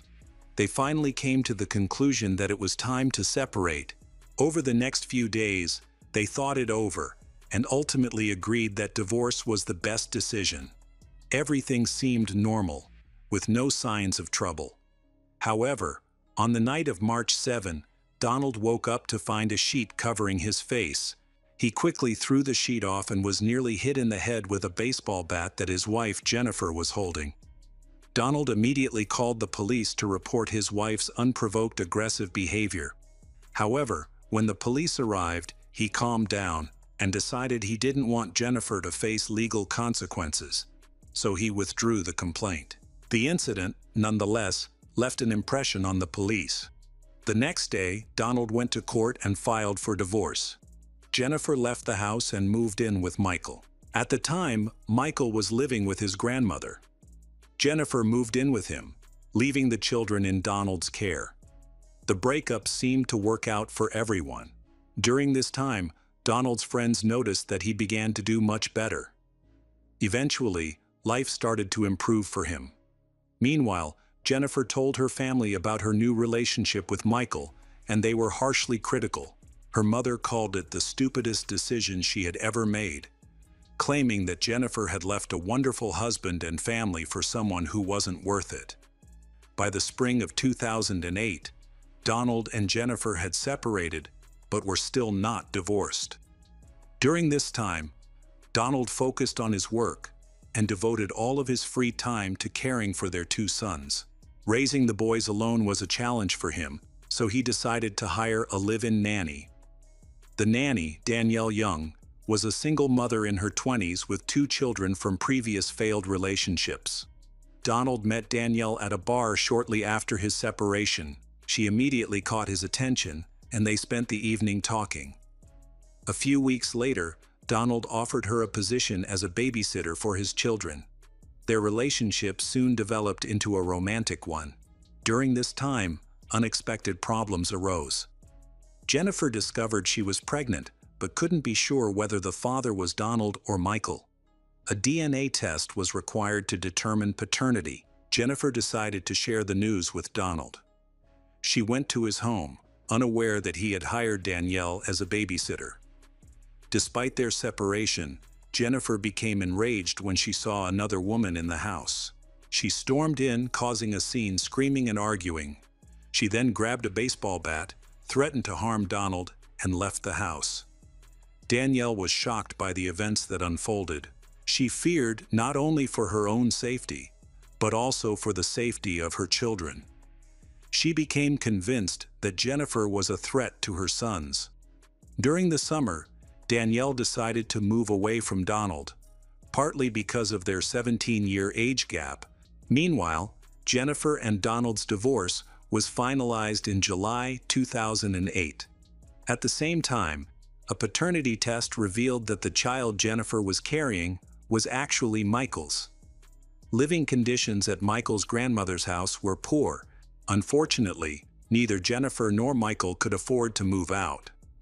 A few months later, the couple moved into Donald's sister's house. She is very close to Donald and was surprised when he asked her to let Jennifer and Michael stay with. However, she agreed to help. Donald was likely trying to reconcile with Jennifer. He kept insisting that the boys needed a mother, and repeatedly tried to convince her to reunite and rebuild the family. However, Jennifer continued to refuse until October 2008. She eventually agreed to Donald's proposal and decided to return. She had come to realize that Michael was a failure. As both a husband and a father, he did not work, had no money, and their family lived in poverty. This ultimately led her to return to Donald. After her return, Jennifer resumed managing the household, taking care of the children, and handling daily responsibilities. Donald continued to work hard and spent his free time with his sons. Notably, he even accepted Jennifer's unborn child with Michael as his own, and planned to raise the child as part of the family. Despite their reconciliation, it was evident to everyone that the couple's relationship was extremely toxic and even worse than it had been before the divorce. Nevertheless, Donald stubbornly clung to the illusion of a happy family life. Meanwhile, Michael came home from work to find Jennifer gone. She had left, taking all her belongings without saying a word. Later, Michael discovered that she had returned to her ex-husband, Donald. This devastated him, as he had been confident in the life they were building together and had even planned their future. In desperation, Michael begged her to come back. The situation became tense and unpredictable, with the potential to spiral out of control at any moment. On November 19, 2008, just before Thanksgiving, Donald's sister began to worry about him, as she had not heard from him for several days. While this might not have been a concern for most people, it was unusual for Donald, who was always in constant contact with his family. His complete silence raised red flags. Unable to reach him directly, she contacted Jennifer, who claimed she had no idea where Donald was. Following their conversation, Donald's sister went to the police to report him missing. Officers visited Donald's home and spoke with Jennifer. She explained that she had last seen him the previous night and had not noticed anything unusual. According to Jennifer, Donald had come home after work, had dinner, watched TV, and gone to bed. The next morning, he left for work as usual. Jennifer claimed they had exchanged text messages during his shift while she was taking the kids to school. Donald had read and responded to her messages. She then spent the rest of the day doing chores. But Donald did not return home at his usual time. She said she had no idea where he could be, and noted that his phone, wallet, papers, and car were all missing.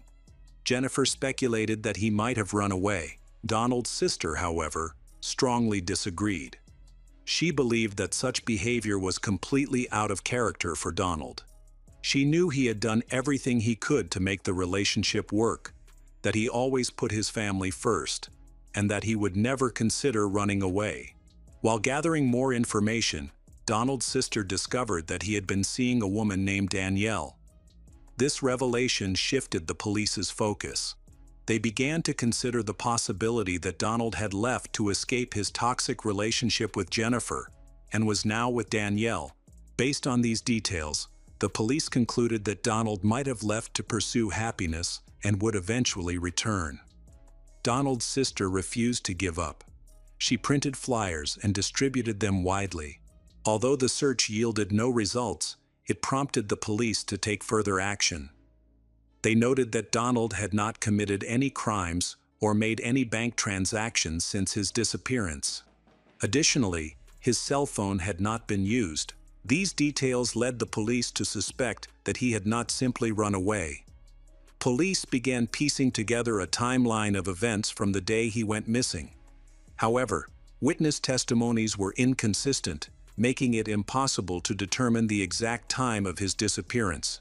Donald's boss shared an intriguing story about him.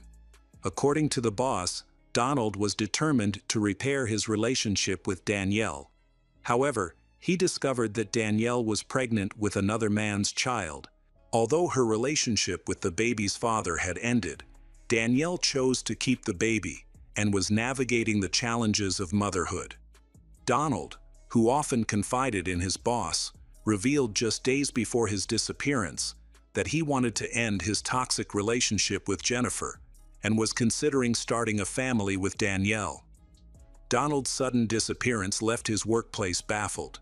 He stopped showing up to work, didn't contact anyone, and ignored all attempts to reach him. This behavior was completely out of character for Donald, who was known for being responsible and punctual. He had recently been promoted and was putting more effort into his job, making it hard to believe he would abandon everything without explanation. Hoping to find Donald safe, the police went to Danielle's house. However, Danielle told them she hadn't seen or been able to contact him. She became very distressed when the police informed her of his disappearance. Danielle confirmed that both she and Donald had wanted to reconcile and that she had been waiting for him. She fully cooperated with the investigation, providing an alibi that was verified, ruling her out as a suspect.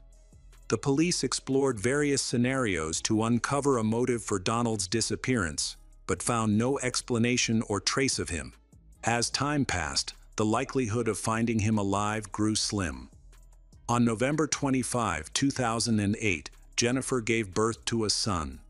Around the same time, the police obtained a search warrant for Donald's home. What they found in the master bedroom was disturbing. The room smelled strongly of cleaning products, and the bed appeared unusually clean, as though it had been scrubbed with a strong solution. The mattress and sheets were brand new, and the wall behind the headboard had also been scrubbed. However, only certain areas of the room had been cleaned. The wallpaper on one wall was noticeably faded and white, in stark contrast to the rest of the room, which was dusty and cluttered. Jennifer claimed she had cleaned the room to prepare for her son's birth, but her explanation didn't add up. Only one wall had been cleaned, while the rest of the house remained messy. Forensic experts examined the scene and found microscopic drops of blood. When questioned, Jennifer admitted there might be blood in the room, explaining that her 3 young children often fought and could have injured themselves, causing nosebleeds. She claimed her cleaning efforts were simply part of maintaining the room. However, her explanation raised doubts. Why had she focused on cleaning just one wall while leaving the rest of the house untouched? It seemed clear she had attempted to hide evidence and was now trying to mislead the investigation. Despite their suspicions, the police couldn't get Jennifer to confess. The police decided to question her children, who provided important details about the night Donald went missing. The teens mentioned that their mother had slept in the bedroom with their father that night. Later, they were awakened by the sound of someone running on the first floor. When they got up to investigate, they discovered that the back door of the house was wide open, which was unusual for their family. The children admitted they did not fully understand what had happened. Their mother, Jennifer, avoided discussing the incident. However, their testimony supported Jennifer's alibi, suggesting that she was unlikely to be involved in Donald's disappearance. The police then shifted their focus to other suspects, particularly Michael. He had a clear motive, as his girlfriend Jennifer had recently reconciled with Donald, her ex-husband. Several neighbors reported seeing Michael's pickup truck near Donald's house that evening. Michael was arrested and questioned, but the police obtained no useful information from him. He was later released, though he remained the prime suspect in the case. A significant breakthrough in the investigation occurred on December 23, when a random witness contacted the police station to report an unusual discovery. While walking his dog, the witness noticed the animal chewing on something. Upon closer inspection, he realized it was a wallet containing Donald's ID. Authorities quickly responded and noted that the discovery site was near Michael's mother's house. This prompted the police to conduct a thorough search of the surrounding area. During their search, they found a baseball bat and several other items along the road. Based on these findings, the investigation was expanded to include the area near Michael's mother's home. A nearby field drew the attention of the police. After approximately an hour of searching through bushes, police found a camouflage tarp concealed beneath layers of leaves and branches. Something was wrapped inside.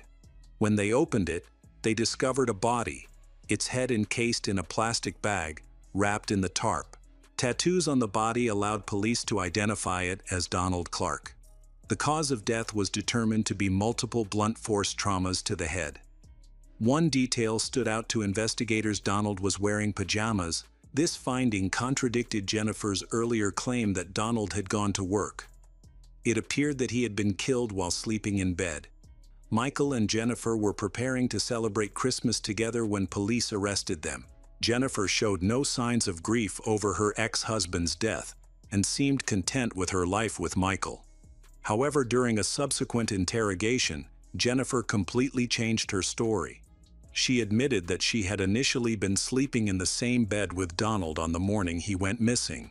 At some point, Jennifer claimed, she awoke to find Michael standing over Donald, holding something in his hand. Terrified, Jennifer panicked and ran to her son's room, locking the door from the inside. The commotion woke the children, and from inside the locked room, Jennifer said she could hear Michael beating Donald to death with a baseball bat.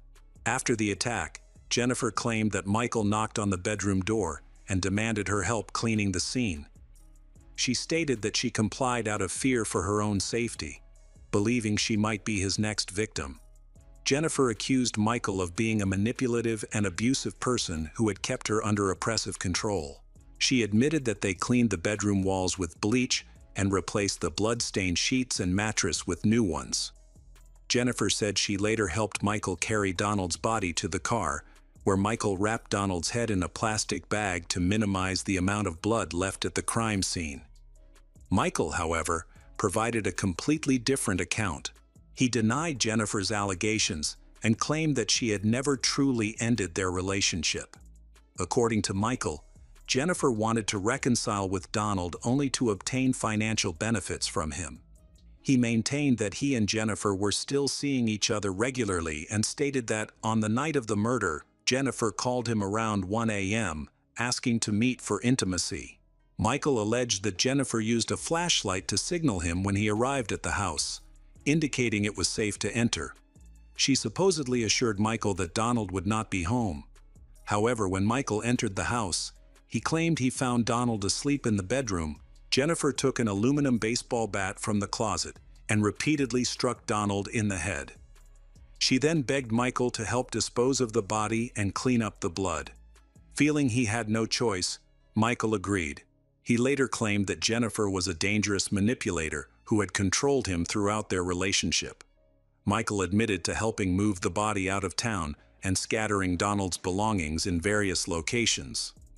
However, he kept Donald's cell phone.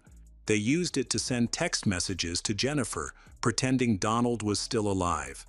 After conflicting interviews, both were arrested and charged with the premeditated murder of Donald Clark. Police believed they had planned the crime together. Michael was also charged with planting evidence to mislead the investigation. Jennifer's lawyers immediately contested the charges, arguing that she was 9 months pregnant at the time and unlikely to have beaten a grown man to death without assistance. Facing the possibility of the death penalty, Michael opted for a plea bargain with the prosecution. He admitted to complicity in planning the murder, destroying evidence, and obstructing the investigation. In exchange for his testimony against Jennifer, he received a life sentence with the possibility of parole after 30 years. The trial, delayed several times, finally began on January 31, 2011.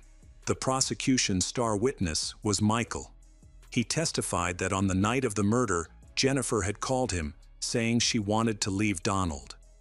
Michael initially refused to help. Later, Jennifer called again, saying she had packed her bags and needed to be picked up. When Michael arrived, Jennifer attacked Donald and killed him with a baseball bat. Michael also revealed that Jennifer had threatened to cut ties with him if he didn't help cover up the crime and dispose of the body, which prompted his involvement. Several witnesses described Jennifer as argumentative and confrontational. After less than an hour of deliberation, the jury found Jennifer Clark guilty on all counts, including murder and tampering with evidence. She was sentenced to life in prison plus 60 years. Both defendants are currently serving sentences in state prisons. All of Jennifer's appeals have been denied.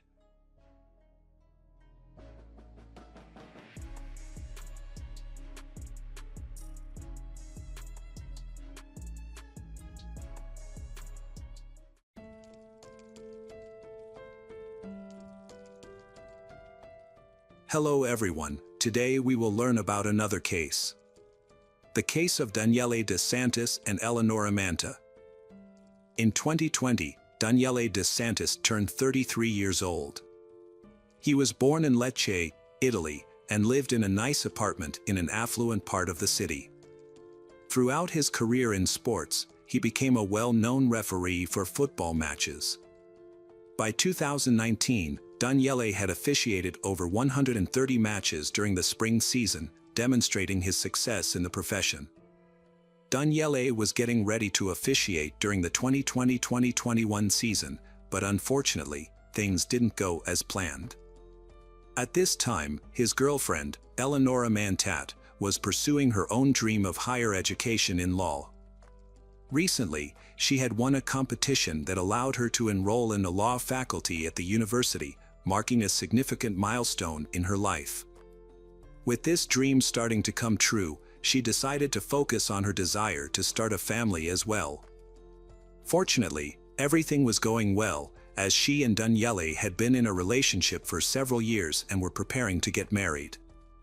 They had much in common, sharing hobbies and reflecting each other's personalities. According to their family and friends, they rarely argued, were often seen as a joyful, energetic pair. It seemed that a bright future awaited this lovely couple. Daniele grew up in a loving family with both parents and two sisters.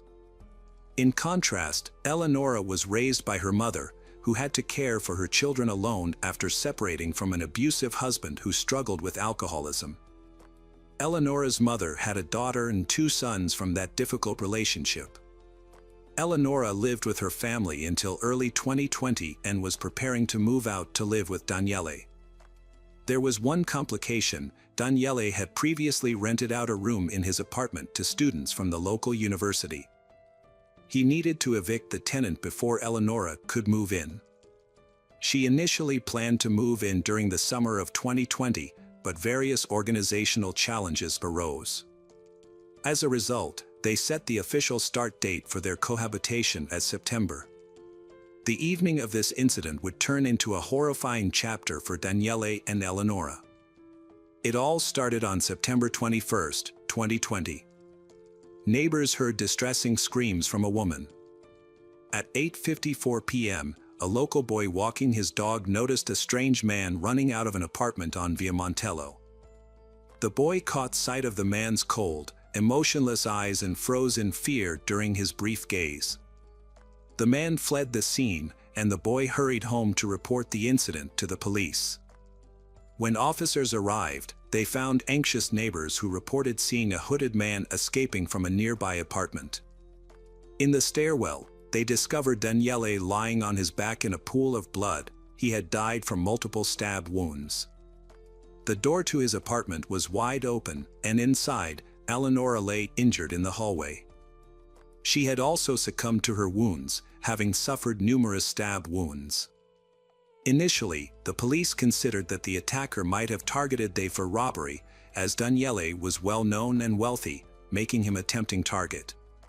However, as investigations progressed, this theory began to lose credibility.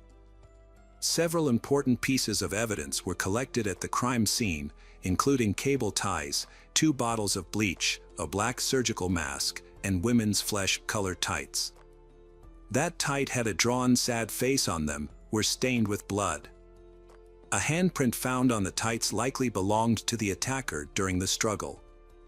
It was challenging to identify the assailant who attacked Daniele and Eleonora, but it was clear from the start that the attack was particularly brutal. The evidence suggested that it was not a robbery but a planned act. Detectives used witness accounts to create a sketch of the attacker. Thanks to a torn mask, several people saw him, allowing them to provide a detailed description of the knife-wielding criminal. Some residents glimpsed him through their peepholes. One woman saw him brandishing a knife while partially opening her door. Additionally, the boy walking his dog remembered the attacker well. He described him as a young man of average height wearing a hoodie and carrying a dark blue backpack. This boy also noted the direction in which the attacker fled, helping investigators begin their pursuit of the assailant. The killer hurriedly wanted to escape before the authorities arrived. Likely, this allowed the boy to survive the encounter. The victims' bodies were quickly taken for autopsy and forensic examinations. At this time, their families decided on burying them in separate locations. Daniele was honored in a farewell service at the Lecce Cathedral early on the morning of September 26, while Eleonora was laid to rest in her hometown, just a few kilometers from where the tragic events occurred. Eleonora's mother chose to dress her daughter in a wedding gown that she had intended to give her when Eleonora moved in with her boyfriend, as they planned to marry once she settled into her new home. Meanwhile, investigators worked diligently on the evidence and searched for the attacker, using the findings from the forensic examination. It was revealed that Daniele had suffered 38 stab wounds, while Eleonora had 37. This level of violence was clearly excessive for a robbery gone wrong, as robbers typically use 1 or 2 shots and do not spend time inflicting multiple stab wounds. The nature of the attack indicated that the perpetrator had specifically targeted his victims, suggesting it was an act of revenge or a crime driven by passion. The investigation into the murder focuses on Daniele and Eleonora's acquaintances, as there are suspicions of a love triangle involving them. However, it is difficult to believe that either Daniele or Eleonora had extramarital affairs. They were considered the perfect couple, deeply in love and planning to marry soon, making any theories of infidelity unlikely. Their upcoming move together was intended to lay the groundwork for starting a family, which contradicts the notion of a love triangle. Witnesses reported hearing Eleonora's anguished cries, during which she mentioned the name Andrea or something similar. This led investigators to search for men with that name, prioritizing those closest to Daniele and Eleonora. The next suspect was the deceased's best friend. When investigators checked Danielle's mobile phone records, they found that he had contacted his friend at 7:30 p.m. However, this friend had a solid alibi that was easily verified, so he was removed from suspicion. While looking into, the police identified a 37-year-old acquaintance of the couple, who quickly became the main suspect. He also had a strong alibi supported by multiple witnesses and video footage proving he was not at the crime scene during the attack. He also removed from suspicion. The police examined the entire list of names, but none of the men named Andrea appeared to be connected to the crime. The investigation reached a standstill, but this did not last long. The verification process took considerable time, but it was eventually revealed that the confusion arose from a mistake. The name was actually different. By this point, several days had passed since the murders. The Carabinieri were unsure who had attacked Daniele and Eleonora or why. They faced mounting pressure from the worried public. The precinct was inundated with calls demanding the capture of the criminal and the streets made safe. This panic led to numerous false reports about potential suspects that needed to be investigated. The investigation faced delays due to new information. The police discovered a student who had previously rented a room from Daniele before Eleonora moved in. This student was named Antonio DeMarco, not Andrea. The investigators decided to look into Antonio anyway. There was limited information available about him, but what they found was concerning. A witness at the police station, who knew Antonio personally, recognized him from a composite sketch shown on television. The man became another important witness and revealed that Antonio was studying nursing at the university. Unfortunately, at that time, Antonio was not living on campus, and the investigators could not reach him since no one knew his whereabouts. A significant breakthrough occurred during a second examination of the crime scene. Forensic experts found a handwritten note that had been overlooked during the initial visit to Daniele and Eleonora's apartment. This note, along with masks, bleach, and ties, outlined the steps the attacker planned to take against victims. The first step involved returning home, where a change of clothes had been prepared, along with the ties meant to restrain the victims. The note detailed plans to destroy evidence, included an alibi claiming the attacker would be at home during the incident. In reality, the attacker intended to go to the victim's house, having mapped out several routes to avoid surveillance cameras during the short time needed to reach them. The criminal had a mask and a balaclava made from tights to hide his identity. While he planned to attack Daniele and Eleonora, he did not specify his motive. After the attack, he intended to return home quickly to dispose of the bloody clothes, use bleach, and meticulously eliminate any evidence of the crime. The most comprehensive part of the note focused on avoiding police detection and leaving no trace. It included instructions for covering his fingerprints. He planned to handle other items only after ensuring he would not leave any evidence on them. The attacker allocated around 15 minutes to this cleanup process and set aside half an hour to completely erase any traces of the crime. The police discovered a list that helped them connect the last suspect to the double murder. Their next step was to locate Antonio and collect his materials for comparison. However, his whereabouts were still unknown. Detectives started to track the killer's movements after the crime by analyzing surveillance footage and gathering witness statements to reconstruct his route. Nonetheless, he was able to traverse part of his route without being seen. Detectives tracked down the murderer to a street just a few blocks from Danielle's home, where they discovered that Antonio DeMarco was living with several other students. The police located Antonio. They began monitoring him to collect his DNA, fingerprints, and ideally, handwriting samples for comparison with the note and evidence from the crime scene. He led a seemingly normal life, appearing unaffected by the incident, and mostly spent his time alone. He often visited various shops around the city, including a comic book store near his apartment. At the comic book store, Antonio paid in cash, which could have left his fingerprints. The money was confiscated and sent for analysis. Additionally, investigators obtained handwriting samples from Antonio by examining his university assignments. The analysis revealed that his handwriting matched the note found at the crime scene. With this evidence, the case against him strengthened, indicating his involvement in the double murder. At 21:40 on September 28, 2020, Antonio DeMarco was arrested. In the parking lot, he encountered two carabinieri approached him, prepared to draw their weapons. Instead of resisting, Antonio smirked at one of the officers and asked how long they had been following him, feeling a sense of relief at being caught. By this point, detectives were certain that Antonio was the murderer. They had no doubts about his guilt, but the motive for the crime remained unclear. At just 21 years old, Antonio was an outstanding student who had always presented himself well during his internship at the medical center. His classmates and colleagues would never have guessed he was capable of committing a double murder.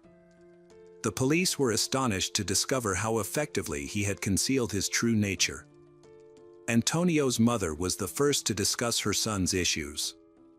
She explained that he had spent countless hours drawing since early childhood, often creating unsettling images. He was easily distracted from this activity and could sometimes panic if interrupted. His psychiatrist confirmed that he exhibited other troubling behaviors. As Antonio grew older, he changed his social circle.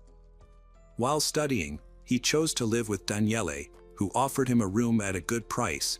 It was conveniently located near the university and close to the hospital where Antonio was interning. To Daniele, Antonio seemed like a respectful young man, and there were no red flags. For several months, their arrangement worked well. Antonio consistently paid his rent and was no trouble at all. When Daniele informed Antonio that he would need to move out to make room for Eleonora, Antonio handled it calmly. He mentioned that he planned to find an apartment closer to the hospital. Although he did not show any outward signs of distress, the news was a difficult surprise for him. He agreed to move out and returned the apartment key to Daniele on the agreed date. What Daniele was unaware of was that Antonio had made several copies of the key and held a deep resentment towards him. After his arrest, Antonio DeMarco quickly admitted to his crime. He revealed that he had intended to murder Daniele from the moment he moved in with Daniele.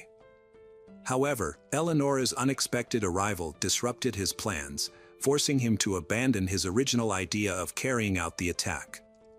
He had initially intended to strike while Daniele was asleep. Antonio stated that Daniele had never mistreated him, but he felt a growing dissatisfaction during his time in Danielle's apartment. He believed he harbored a lot of anger towards Daniele, which eventually led to an explosive outburst. This anger may have been intensified by jealousy over the couple's relationship. Throughout conversations with detectives, they observed that Antonio showed no remorse. He described the brutal double murder as if it were a normal, obvious act. Antonio claimed he arrived at Danielle's apartment that evening at 8:43 p.m. He first walked by the windows to listen and check if there were more than 2 people inside. If there were, he would have left, as he felt unprepared to confront a larger group. After confirming it was manageable, he used his key to enter through the bathroom while Daniele and Eleonora was having dinner in the kitchen. As soon as he entered, Daniele stood up to confront him. Antonio was wearing a mask made from women's pantyhose with a sad smiley face drawn on it. Antonio later admitted he planned to use this disguise for future crimes. Despite having a punctured lung, Daniele fought back fiercely. During the struggle, Daniele managed to tear off the mask, make Antonio fled without it, so witnesses were later able to identify him. Eleonora screamed and attempted to assist Daniele by trying to push Antonio away from him. In the process, she sustained serious injuries. Once Daniele was dealt with, Antonio turned his aggression toward her in the hallway, delivering multiple stabs. Antonio intended to leave a chilling message on the wall using red paint, representing the victim's blood, but chose not to do so. After committing the crime, he rushed into the street and accidentally bumped into a boy walking his dog before running home. Before entering the apartment he shared with other students, Antonio disposed of his bloody clothes and changed into a pre-prepared outfit from his backpack. In the weeks that followed, despite seeming calm, Antonio struggled with guilt and attempted to confess before being caught. One night, he wrote an email to his mother confessing to the double murder but ultimately decided not to send it. The police later discovered this unsent email on his laptop, but it held little significance as it wasn't seen as a formal admission of guilt. Interestingly, the email had 2 potential recipients, his mother and a doctor at a psychiatric hospital where he had been evaluated. Known for his mental instability and aggressive tendencies, but no one could have imagined the extent of his crimes. A notebook was found where he regularly documented his discontent with the world. He had very few friends and struggled to fit into society, leading him to seek the company of escort service in an attempt to escape his pain, but it proved ineffective. He longed to meet a normal girl and establish a relationship, but this desire turned into an obsession filled with disappointment. During his periods of distress, he became acutely aware of the relationships that others, including acquaintances and strangers, had. When he discovered that Daniele was in a relationship, Antonio experienced another emotional crisis and decided to channel his anguish into violence. In his diary, Antonio began crafting a gruesome script for an attack, complete with detailed accounts of torture and suffering. He portraying himself as a serial killer who inflicted pain on random people purely out of desire. Antonio explained that he started writing to express his suffering on paper instead of letting it affect his real life. On February 17, 2021, a request was made for a psychiatric evaluation. Antonio DeMarco underwent several assessments, and doctors concluded that he was sane. They diagnosed him with narcissistic personality disorder and other issues, but confirmed that he was fully aware of his actions during the attack. Consequently, Antonio was considered sane and fit to participate in the trial. Despite this, his lawyers continued to argue for his insanity and requested further evaluations, but these requests were denied. The prosecution presented compelling evidence of premeditation and careful planning, including statements made by the defendant himself. The judge even expressed his belief that if Antonio had not been apprehended, he likely would have become a serial killer, bringing violence to the streets. This viewpoint was supported by 2 psychiatrists who assessed his mental state before the trial. Forensic tests on items found at the crime scene, such as a mask, tights, and a knife, matched the defendant's DNA. Additionally, an investigation of Antonio's computer and phone revealed photographs of Daniele and Eleonora, suggesting that he had been planning the crime well in advance. Before going home, he messaged friends to inform them that they would never see him again, implying he anticipated being caught and imprisoned.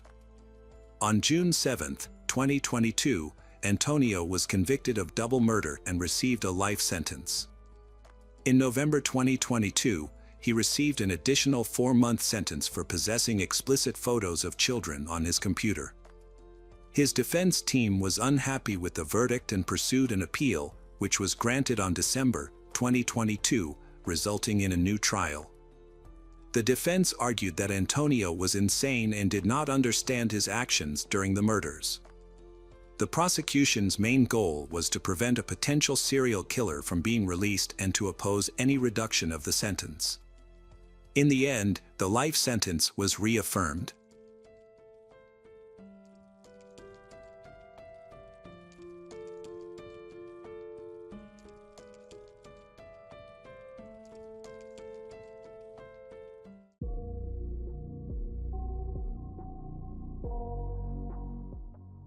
Hello everyone, today we will learn about another case. The case of Judy Southern. Sometimes, from the very beginning of an investigation, everything seems to work out. The Supreme Court might directly point to a criminal, but practice shows that they are not always correct. While they tried to connect one person to the crime, the real culprit was walking free. Judy lived in Manhattan, New York, USA. She was a young woman who worked part-time at the post office. She always focused more on family and children than on career success. However, she wanted to get an education. Therefore, after graduating from high school, she entered college and successfully graduated. During this period, she met Alan Southern. They began a relationship and then got married. Judy and Alan lived together for more than 6 years. They raised a child together. From the outside, it seemed that everything was fine in their family, until one day that destroyed the entire family idyll. On June 7, 2000, Judy was in a good mood as she went to work in the morning, delivering mail around the area. At about 3:30 p.m., she returned home and, as always, found no one there yet.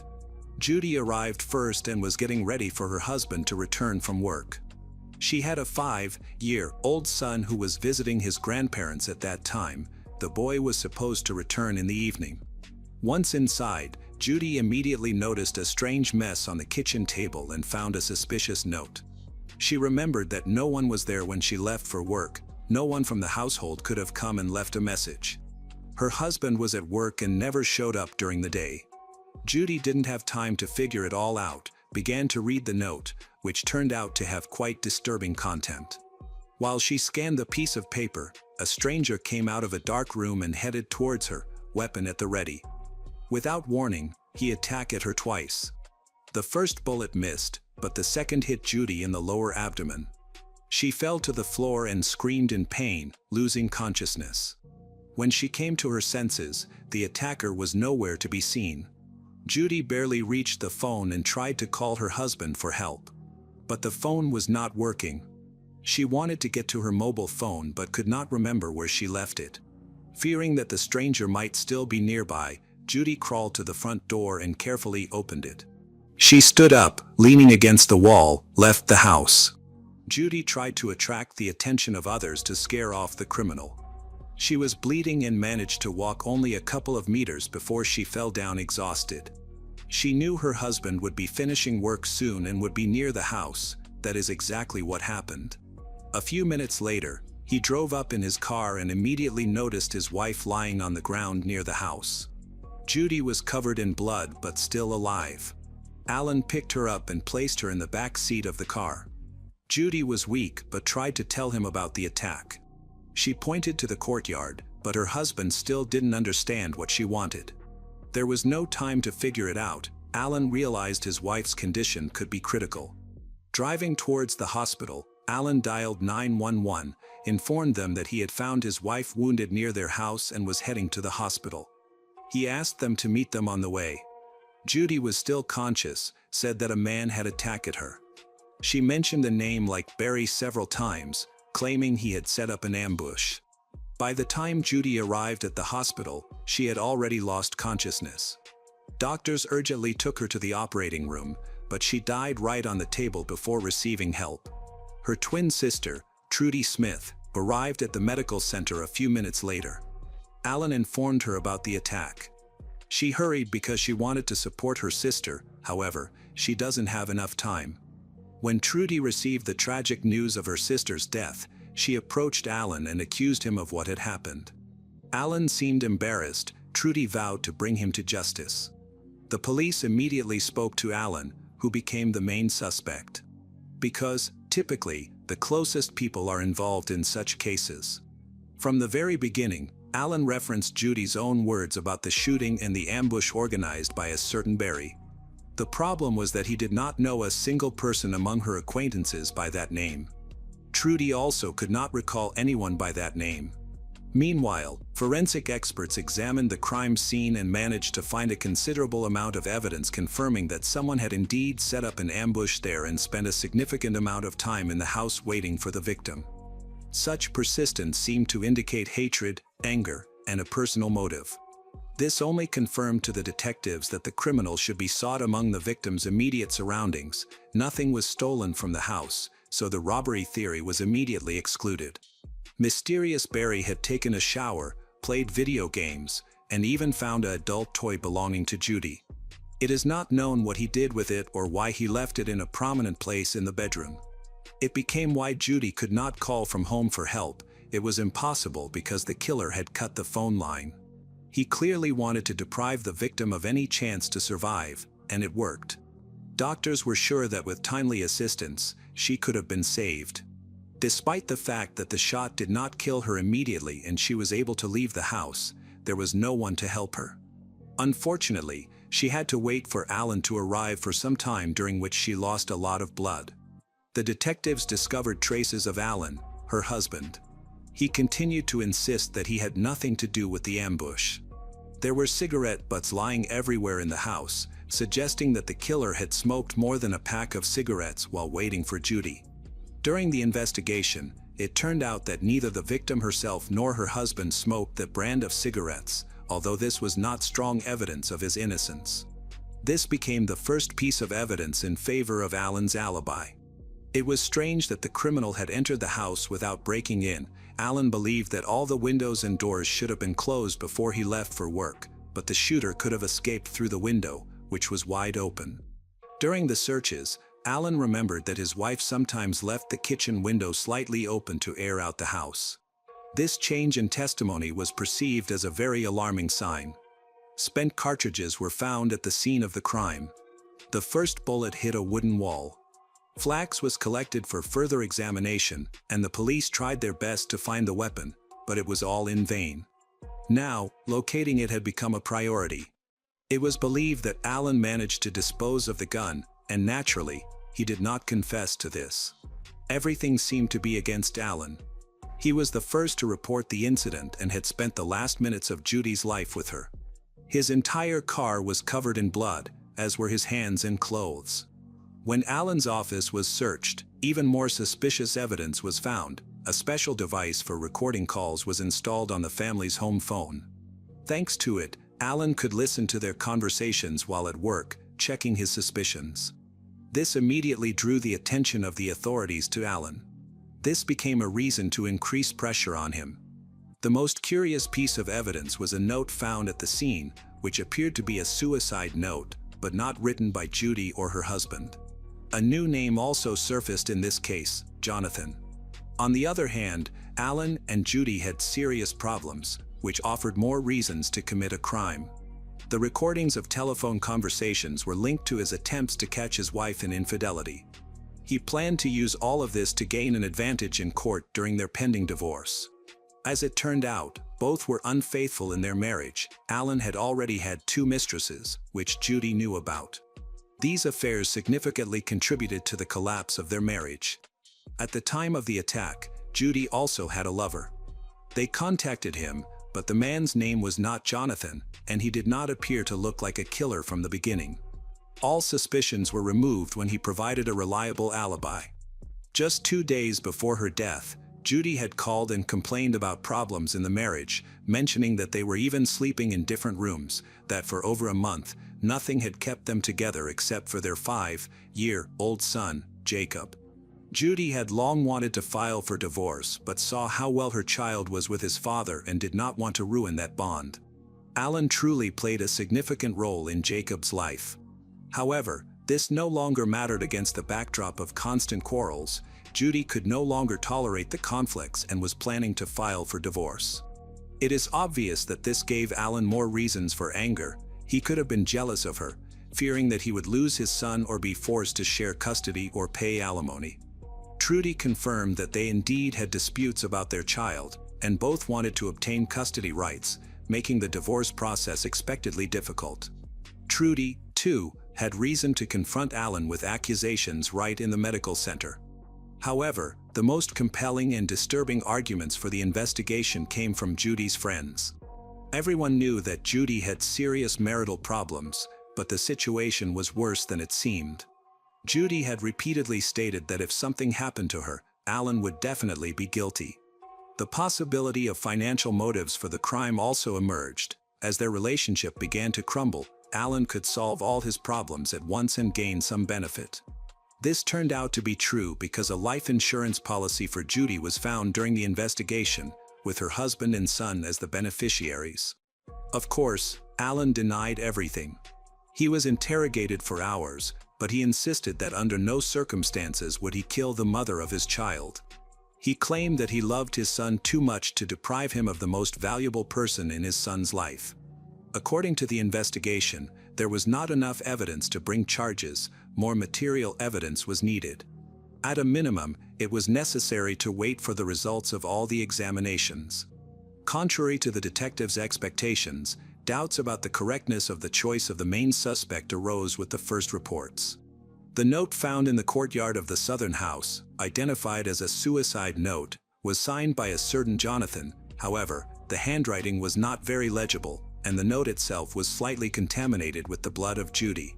Complicating matters, it was clear that the note was addressed to a woman named Melanie and the letter was addressed to my wife, Melanie. At first, this confusion deepened because Melanie Southern did not exist, but there were other details in the letter, including an address that matched with Melanie Binney. This young woman lived at the location indicated in the note. She had a daughter and a husband named Jonathan Binney. The Binney family home was located approximately 5 kilometers from the ambush site where Judy was found. When the police checked Jonathan Binney in their database, it turned out that he fit the profile of the killer, as he had previously encountered problems with the law. Until recently, Jonathan had committed only minor offenses, but he was now under investigation for something far more serious. Shortly before Judy's death, he had abused his 3-month-old daughter. Initially, detectives believed that this note could have been written by Alan to mislead them and remove suspicion from himself. However, this clue needed proper analysis. In the suicide letter, Jonathan indicated that he wanted to leave this life voluntarily because he could not imagine being imprisoned for abusing a child. This all appeared suspicious when the detectives arrived at his house, where they found only his wife, Melanie. She admitted that he had not lived there since her statement about the child abuse case. Melanie was very angry with Jonathan. When she found out what happened to the Southern family, she was shocked because, in her opinion, Jonathan did not look like a killer, although she was no longer sure of anything. She was amazed at how close she had let a true madman, capable of such atrocities, into her life. She told the police where Jonathan could be, and the detectives arrived at the specified address, but even there, the suspect could not be found. Investigators contacted his close friends, but they also did not know where he could be. In the media, an alert was issued that a dangerous criminal was on the run, and they believed he could not have gone far.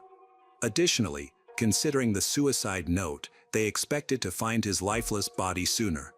Tracking him down, the police used K-9 units with specially trained dogs and aerial support from police helicopters. The search took nearly a day until finally the dogs led the police to the basement of a house.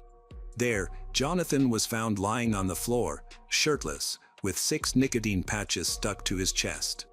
He was alive. The man told the police that he had attempted to take his own life by overdosing on nicotine. This was probably meant to convince everyone that he felt remorseful. Jonathan did not resist when he was arrested. He even seemed a little glad that it was all finally over. At the time of the crime, Jonathan Binney was 26 years old. His behavior raised doubts about his mental stability. Some suspected he might have mental issues. However, a psychiatric examination indicated that he was aware of his actions both during and after the crime. This led investigators to suspect that he was merely trying to elicit sympathy with his threats. Melanie provided detectives with writing samples that were analyzed by a handwriting expert. The expert found several significant characteristics that distinguished Jonathan's handwriting. He noted the similarity in the spelling of the lowercase g and f in the suicide note and in the samples. According to the analysis, there was almost a 100% probability that this letter was written by Jonathan himself. After this conclusion, the case against Alan began to collapse. Prior to Jonathan's arrest, the police had offered Alan a polygraph test. He agreed and passed with flying colors, which should have strengthened their confidence in his innocence, but they did not want to let him go. Alan was kept under suspicion until Jonathan confessed to attacking Judy, making it clear that Alan had no involvement in the crime. Alan was subsequently released. Another key piece of evidence was the DNA found on the toy in the house. The expert used dozens of filters to collect particles of saliva and skin from the killer, which also matched Jonathan's profile. This linked him to the crime scene. The day before Jonathan was arrested, the police found a 9mm handgun, a significant discovery. Despite a thorough search, they did not find this 9mm handgun registered to Alan. The gun was later confiscated and examined, but ballistics tests showed that it was not the weapon used to kill Judy. However, a dog team found another gun of the appropriate caliber in the woods near the house. Ballistics experts were now able to compare the bullets, cartridges, and guns. Tests were conducted. The markings on the bullets were then compared to objects from the scene of the massacre. The tests allowed investigators to prove that Judy was shot with this pistol. Fingerprints were found on the handle of the pistol, which also led to the arrest of a child abuser, Jonathan. During the search of Jonathan's house, police managed to find 9mm Cobra cartridges for a concealed carry pistol on the body under his clothing, as well as other evidence. All this confirmed that Jonathan was the weapon's owner. Melanie also told the police that he always carried a weapon with him, which he bought for self-defense. However, this had little effect on the situation with Alan. Even after that, he still looked suspicious. There were too many doubts against him because of the existing motive. Therefore, his status changed. It was now believed that he did not kill his wife with his own hands but became the mastermind behind the murder, using Jonathan as the executor. However, he refused to admit he didn't even know Jonathan. The theory that Alan hired Jonathan to kill his wife was also carefully investigated for a long time. The correspondence and calls were analyzed, but no connection leading Judy to Jonathan could be found. It seemed they were not acquainted at all. Against this backdrop, authorities tried to find at least some connection between the criminal and his victim in order to understand the motive for the attack. For a long time, it was thought this would help uncover Alan's involvement in the crime. It seemed suspicious that Judy called out a similar name before her death. Perhaps she really knew him or was trying to say something else, but her husband did not hear. The closest tie the police found was the period when Jonathan worked as a security guard at the library, where Judy occasionally borrowed books. They both had membership cards for the institution and exchanged pleasantries with each other. However, when questioned, the employees of the library could not remember any incidents involving Jonathan. The staff described Jonathan as a somewhat strange young man. While he worked as a security guard, he had no problems in his service record, at least none were known at his workplace. In fact, during this period, Jonathan had only minor offenses. When they questioned him about his job at the library, he could not recall anything that might connect him to Judy. Eventually, the detectives were forced to admit that this murder was a spontaneous act of aggression against an unknown person and a coincidence with Alan. All suspicions against Alan were dismissed. Jonathan was not familiar with Judy Southern. The choice of victim was random. He was merely driving around the city on his moped, looking for a suitable house to ambush. The southern house seemed ideal to him, primarily because he spotted an open window that allowed for easy entry.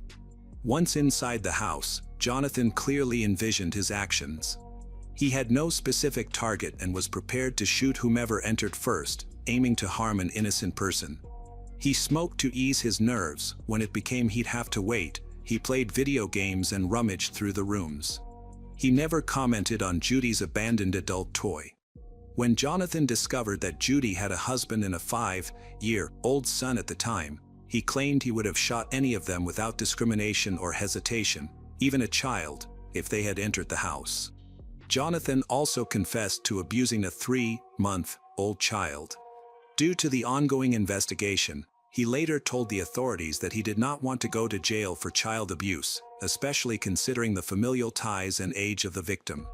He was aware of how badly prisoners with such convictions were treated and described in detail the suffering caused by his fear of incarceration. Therefore, he sought a way to remedy the situation. Jonathan decided to go to jail as a murderer. He likely did not realize that he would be tried for both crimes and face 2 sentences, making it impossible to entirely hide his dark past. While in the ambush house, Jonathan altered his plan and decided to take his own life after committing the murder, so he didn't particularly care about leaving evidence. With these thoughts, he even wrote a suicide note. He spent several days behind bars and eventually told the police, without waiting for his lawyer, that he wanted to officially plead guilty to Judy's murder. Jonathan was not planning to deny his guilt regarding the abuse of a 3-month-old. His conscience was eating away at him, and he was ready to talk to detectives again. The entire local community was shocked by what had happened, especially Melanie, who had already suffered greatly. The media eagerly reported that a 3-month-old baby had been abused by her own father. Authorities feared public unrest and felt compelled to provide increased protection for the criminal. When Melanie learned that her husband was willing to kill any person, even a child, to avoid jail time for his shameful crime, she desperately wanted him imprisoned forever, or better yet, sentenced to death, so that this bloody chaos would end as soon as possible. Given the evidence collected, even without a confession, Jonathan Binney faced little chance of receiving a lenient sentence. He was found guilty of murdering Judy Southern and abusing a baby, receiving the highest punishment before being placed on death row. The court's decision elicited strong reactions from both the killer's wife and the family of the deceased, who finally breathed a sigh of relief and continued to raise their children. Jonathan's lawyer fought for a temporary reprieve, even managing to secure one at first, and subsequently signed a written agreement with the authorities stating that he would never again appeal the sentence if the death penalty were commuted to life imprisonment without the chance of parole. This agreement worked. Jonathan Binney is now serving a life sentence and remains behind bars.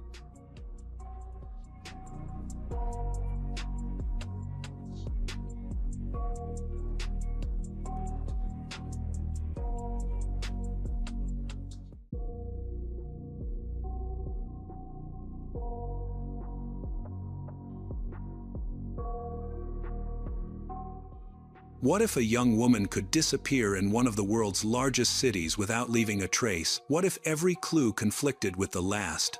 Every witness remembered something different, and the people who claimed to help her were the ones putting her in danger. This is the story of Corinna Slusser, a 19-year-old who came to New York City, hoping for a fresh start, only to be pulled into a world of manipulation, false promises, and hidden threats behind friendly faces. In the weeks before she vanished, Corinna shared glamorous photos and optimistic captions online, trying to appear in control while her life unraveled. Strained relationships, risky friendships, and the growing influence of 2 men who would ultimately shape her fate. On September 20th, 2017, she walked out of a motel in Queens and was never seen again. To understand how she ended up there, alone, vulnerable, and isolated, we must return to the beginning, to the life she was struggling to rebuild before everything fell apart.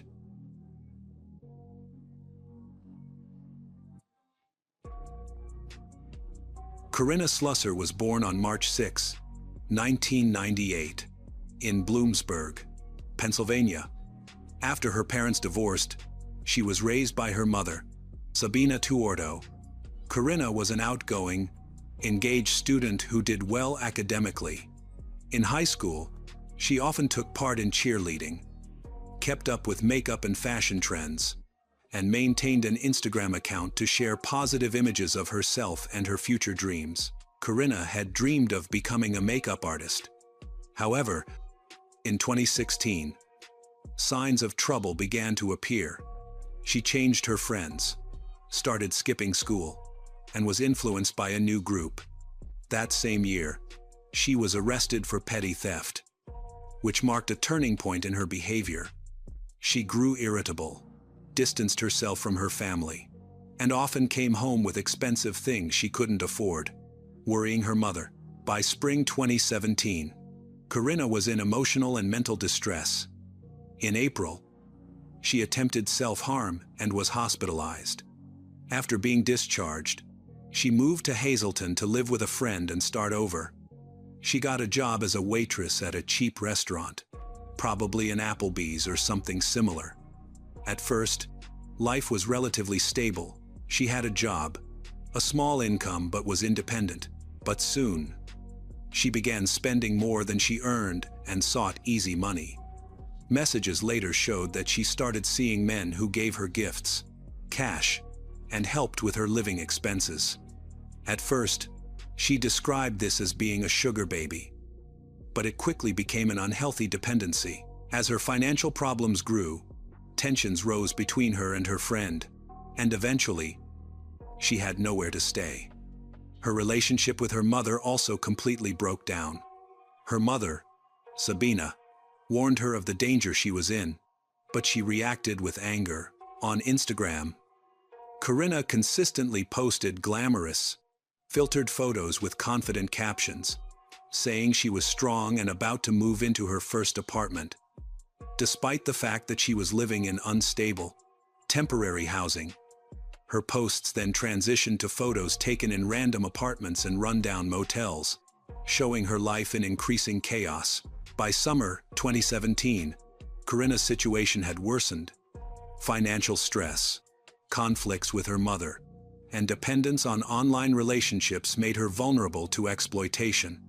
What had once felt like freedom turned into a series of bad decisions.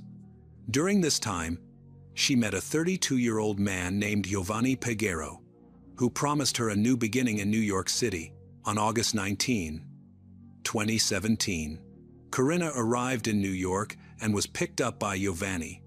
He seemed confident and caring, and told her he would help her find an apartment and a steady job. He took her to the Harlem Vista Hotel, paid for a few nights, and said it was just a temporary place to stay until they found an apartment and a job. Corinna trusted him, since she was in a strange city and didn't know anyone. At first, everything seemed fine. Giovanni brought her meals, took her shopping, and stayed close to her. He slowly began controlling her, telling her who to speak to, taking her ID and documents to help with apartment paperwork, and monitoring her phone. Gradually, he commented on her photos and scolded her whenever she talked to other men. Corinna didn't realize she was being manipulated. By August 21, they began arguing. He accused her of disappointing him and demanded she act the right way.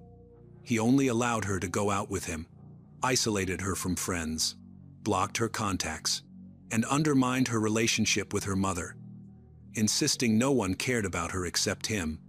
Corinna was becoming trapped and cut off from the outside world. On August 25, the first known violent incident occurred. Giovanni attacked Corinna in her Harlem Vista hotel room, pushing her onto the bed, choking her and screaming. Corinna said that the reason was because he took $300 from her. Corinna called the police, who documented her injuries and took her statement. Giovanni was arrested and charged with assault and strangulation.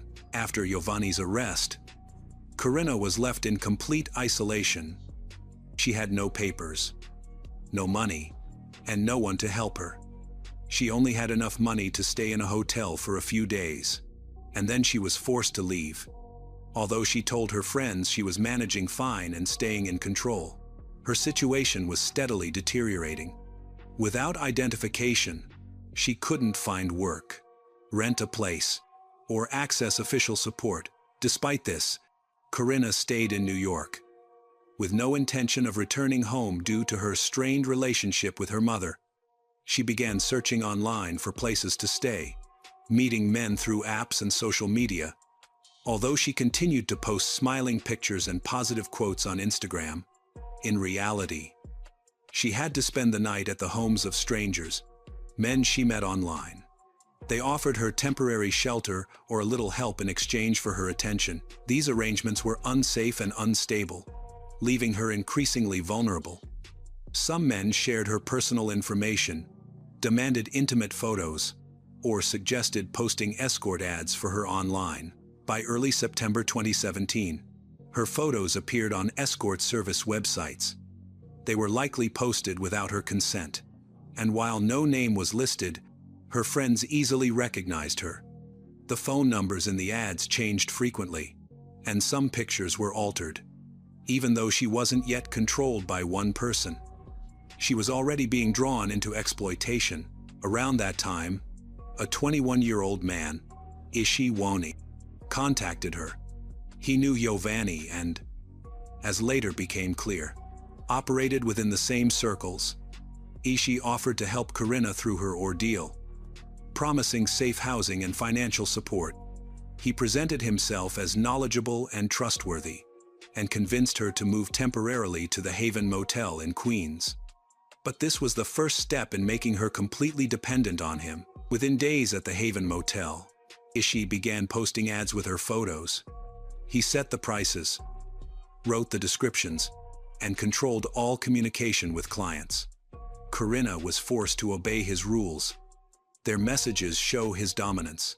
He demanded constant updates, obedience, and gratitude. Her movements were restricted, and he tracked her phone. And she gradually lost all freedom. At the motel, there were other girls in similar situations. The tension increased, leading to competition, jealousy, and conflict. Corinna sometimes resisted or tried to act on her own but soon backed down, uncertain where to find help. By then, her identity was tied to multiple online profiles and phone numbers, trapping her deeper in exploitation. Technically, she was free to leave, but without money, ID, or support, escape was nearly impossible. On September 20, 2017, Corinna was last seen leaving the motel. Witnesses and security footage confirmed her departure. From that moment, she vanished. By the time she was declared missing, she had already fallen under someone else's control. What began as an offer of help ended with her losing all autonomy. At first, no one realized she was missing. Given the chaos in her life, her silence didn't seem unusual. Friends assumed she had changed her phone number, and her mother thought she was simply upset. Several days passed before anyone understood that something was truly wrong. In late September, Sabina Tuordo, Corinna's mother, returned from Florida and found the house unusually quiet. Corinna wasn't answering messages, and all the belongings she'd left before leaving for New York were still untouched. Sabina then contacted the Bloomsburg Police Department. Initially, officers treated it as a voluntary disappearance by an adult. But when Sabina presented a copy of the restraining order against Giovanni, along with letters he had sent after his arrest, the case was transferred to New York authorities. Investigators began examining Corinna's online activity and financial records. One of the first leads took them to the Haven Motel in Queens. The manager confirmed that a young woman matching Corinna's description had stayed there in September with a younger man who paid in cash. She appeared tired and spoke very little. The last sighting of her was on September 20th. After she left, the room remained empty for 2 days until housekeeping arrived. Inside, staff found a few belongings, makeup, a pharmacy receipt, and an empty purse. But her phone, identification, and clothes were gone. Police later discovered that the room was booked under a false name, and the payments were traced to Ishii's debit card. When questioned, Ishii claimed that Corinna had left on her own and denied knowing where she went. He said she had been communicating with someone from the Bronx, but offered no further details. Investigators also found that his phone had been wiped and the SIM card replaced. A digital investigation revealed that, in the week before her disappearance, Corinna had visited escort service websites using her phone. Although her listings had been deleted, cached copies were recovered. They had been posted from IP addresses in the Bronx and Queens, the same areas where Ishii and his associates operated. The ads were created in batches, using similar wording, descriptions, and photos of different women.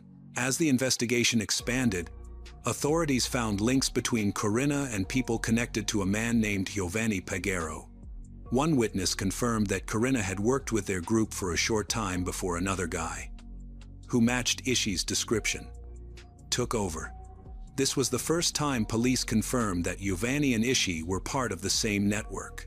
Though solid proof was still lacking, no one had reported abuse, and Corinna was legally an adult. By November 2017, investigators began to suspect that Corinna might have been taken out of New York. They checked transportation hubs and reviewed surveillance footage but found no sign of her. The last signal from her phone came late at night on September 20th in the Bronx, after which it went silent permanently. The case came to a standstill. Reports repeatedly mentioned three names: Corinna, Giovanni, and Ishii. Everything pointed to that final day, but what happened afterward remained uncertain. She could have left voluntarily, met with harm, or been transferred to another network. None of these theories could be confirmed. Corinna's mother, Sabina, refused to give up.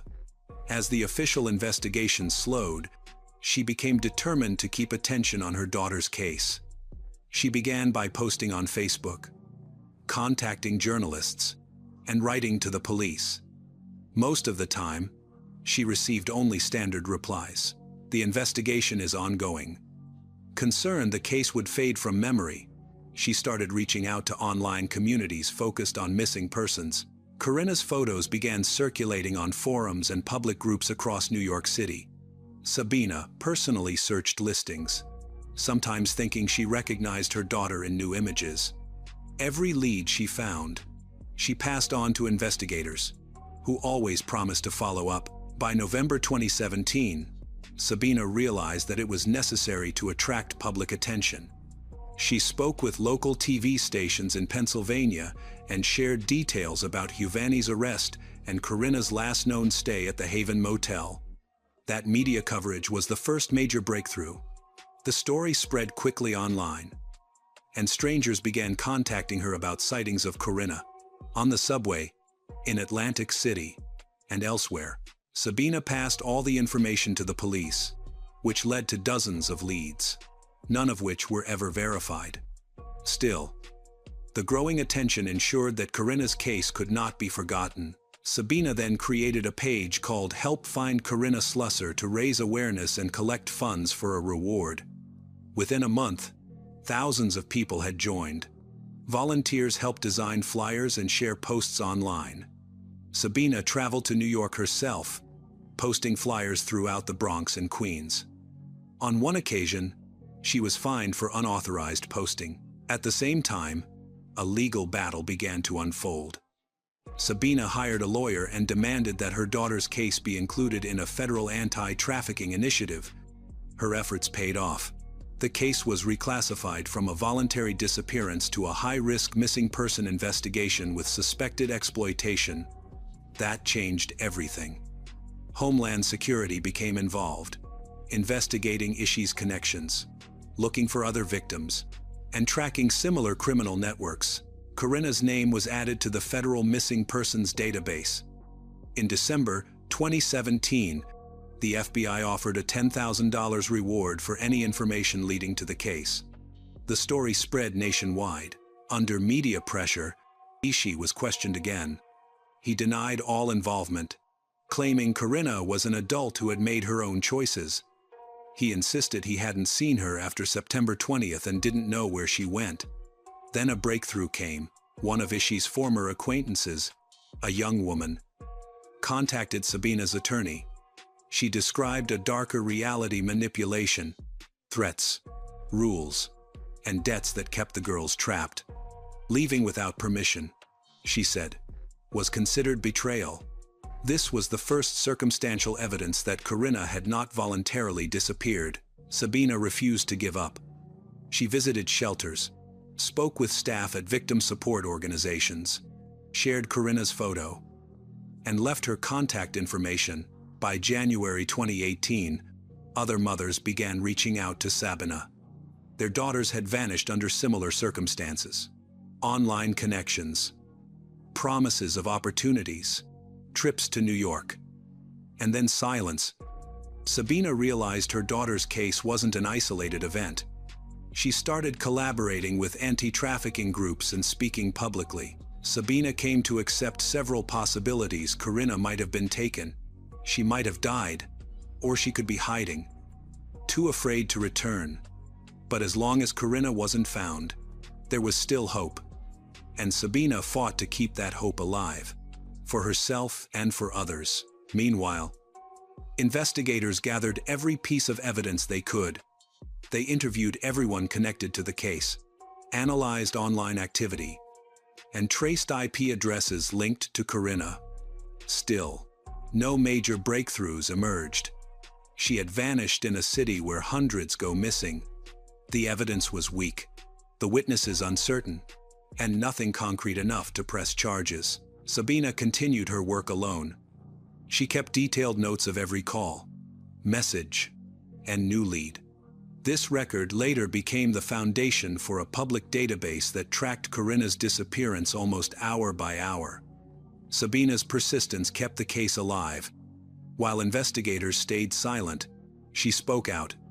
As the city moved on, her voice became the last one, speaking for a daughter the world had almost forgotten. When Corinna Slusser's case was made a federal matter, several agencies stepped in: the FBI, the U.S. Attorney's Office for the Southern District of New York, and Homeland Security. They believe her disappearance was related to abuse, which allowed them to use more advanced investigative tools, including telecommunications data and restricted databases from classified advertising websites. Agents started by reviewing Corinna's digital trail. They traced phone numbers and IP addresses, uncovering dozens of ads featuring her images. Some had been posted in October and November 2017, after she went missing, suggesting someone continued to use her likeness. The ads didn't mention her name but matched her images exactly, right down to poses, angles, and identifying marks. The phone numbers change frequently, but some have been linked to previous criminal investigations involving escorts. The FBI found that many phone numbers had been disguised through call forwarding services. Further analysis showed that some of these lines were registered under the names of women previously linked to Ishiwani. This led agents to broaden the list of potential accomplices and revealed that Ishi's operations were well organized and extensive, not just the work of one man. The scheme involved fake advertisements, proxies, and rental properties obtained with forged documents. Search warrants were issued for Ishi's digital devices and those of his associates. The seized smartphones contained key evidence: photos of Corinna Slusser, encrypted client chats, and audio messages with direct orders and threats. Investigators also found group conversations about prices, meeting places, and how often encounters occurred. The repeated phrase, "she can't say no," appeared in multiple messages, combined with victim statements. This showed that Corinna had no control over her situation and had been coerced. The FBI interviewed dozens of women who had worked with Ishi. Their testimonies varied. Some were frightened, others had left earlier, and a few still felt afraid of him. Some remembered hearing Corinna's name, while others saw her picture on Ishi's phone. Several admitted that Ishi rotated ad listings among different women depending on availability or client payment, which explained why Corinna's name and photos kept appearing even after her disappearance. Meanwhile, Investigators tracked transportation and surveillance data from Queens and the Bronx, placing Ishi near the Haven Motel. Footage from the day Corinna vanished showed him leaving the motel alone, without any belongings. Although Ishi claimed he didn't know what happened to her, his actions told a different story. Motel logs and call records showed he continued to use Corinna's phone number after September 20, directly contradicting his statements and deepening suspicion that he was hiding information. Federal prosecutors began preparing formal charges. The main charge focused on human trafficking under aggravated circumstances, including coercion, threats, and exploitation of a minor. Corinna was 19 when she met Ishi, and investigators believed her trafficking was part of a broader organized network. Authorities also investigated other women's cases linked to Ishi to establish a pattern of exploitation. Building the case, even without a recovered body, the search for Corinna targeted every location associated with Ishi: rented properties, places he visited, and transportation hubs. Multiple raids produced little direct evidence related to Corinna, but in one operation, investigators found belongings of another young woman who later reported she had been abused by Ishi. Her testimony strengthened the prosecution's case and supported a broader indictment. By spring 2018, the investigation entered a new phase. Authorities formed an international task force, suspecting Corinna might have been taken out of the country to Canada or the Dominican Republic. Interpol was contacted, but no biometric data matched. Investigators concluded there were only two likely outcomes. Corinna was either deceased or being held somewhere in the US. Completely isolated, the FBI expanded its list of suspects to at least 6 individuals connected to Ishi and the online ads. None could confirm seeing Corinna after September 20, and none provided concrete leads on her whereabouts. The investigation ran into a common but intractable problem: no body, no direct witnesses, and no clear endpoint.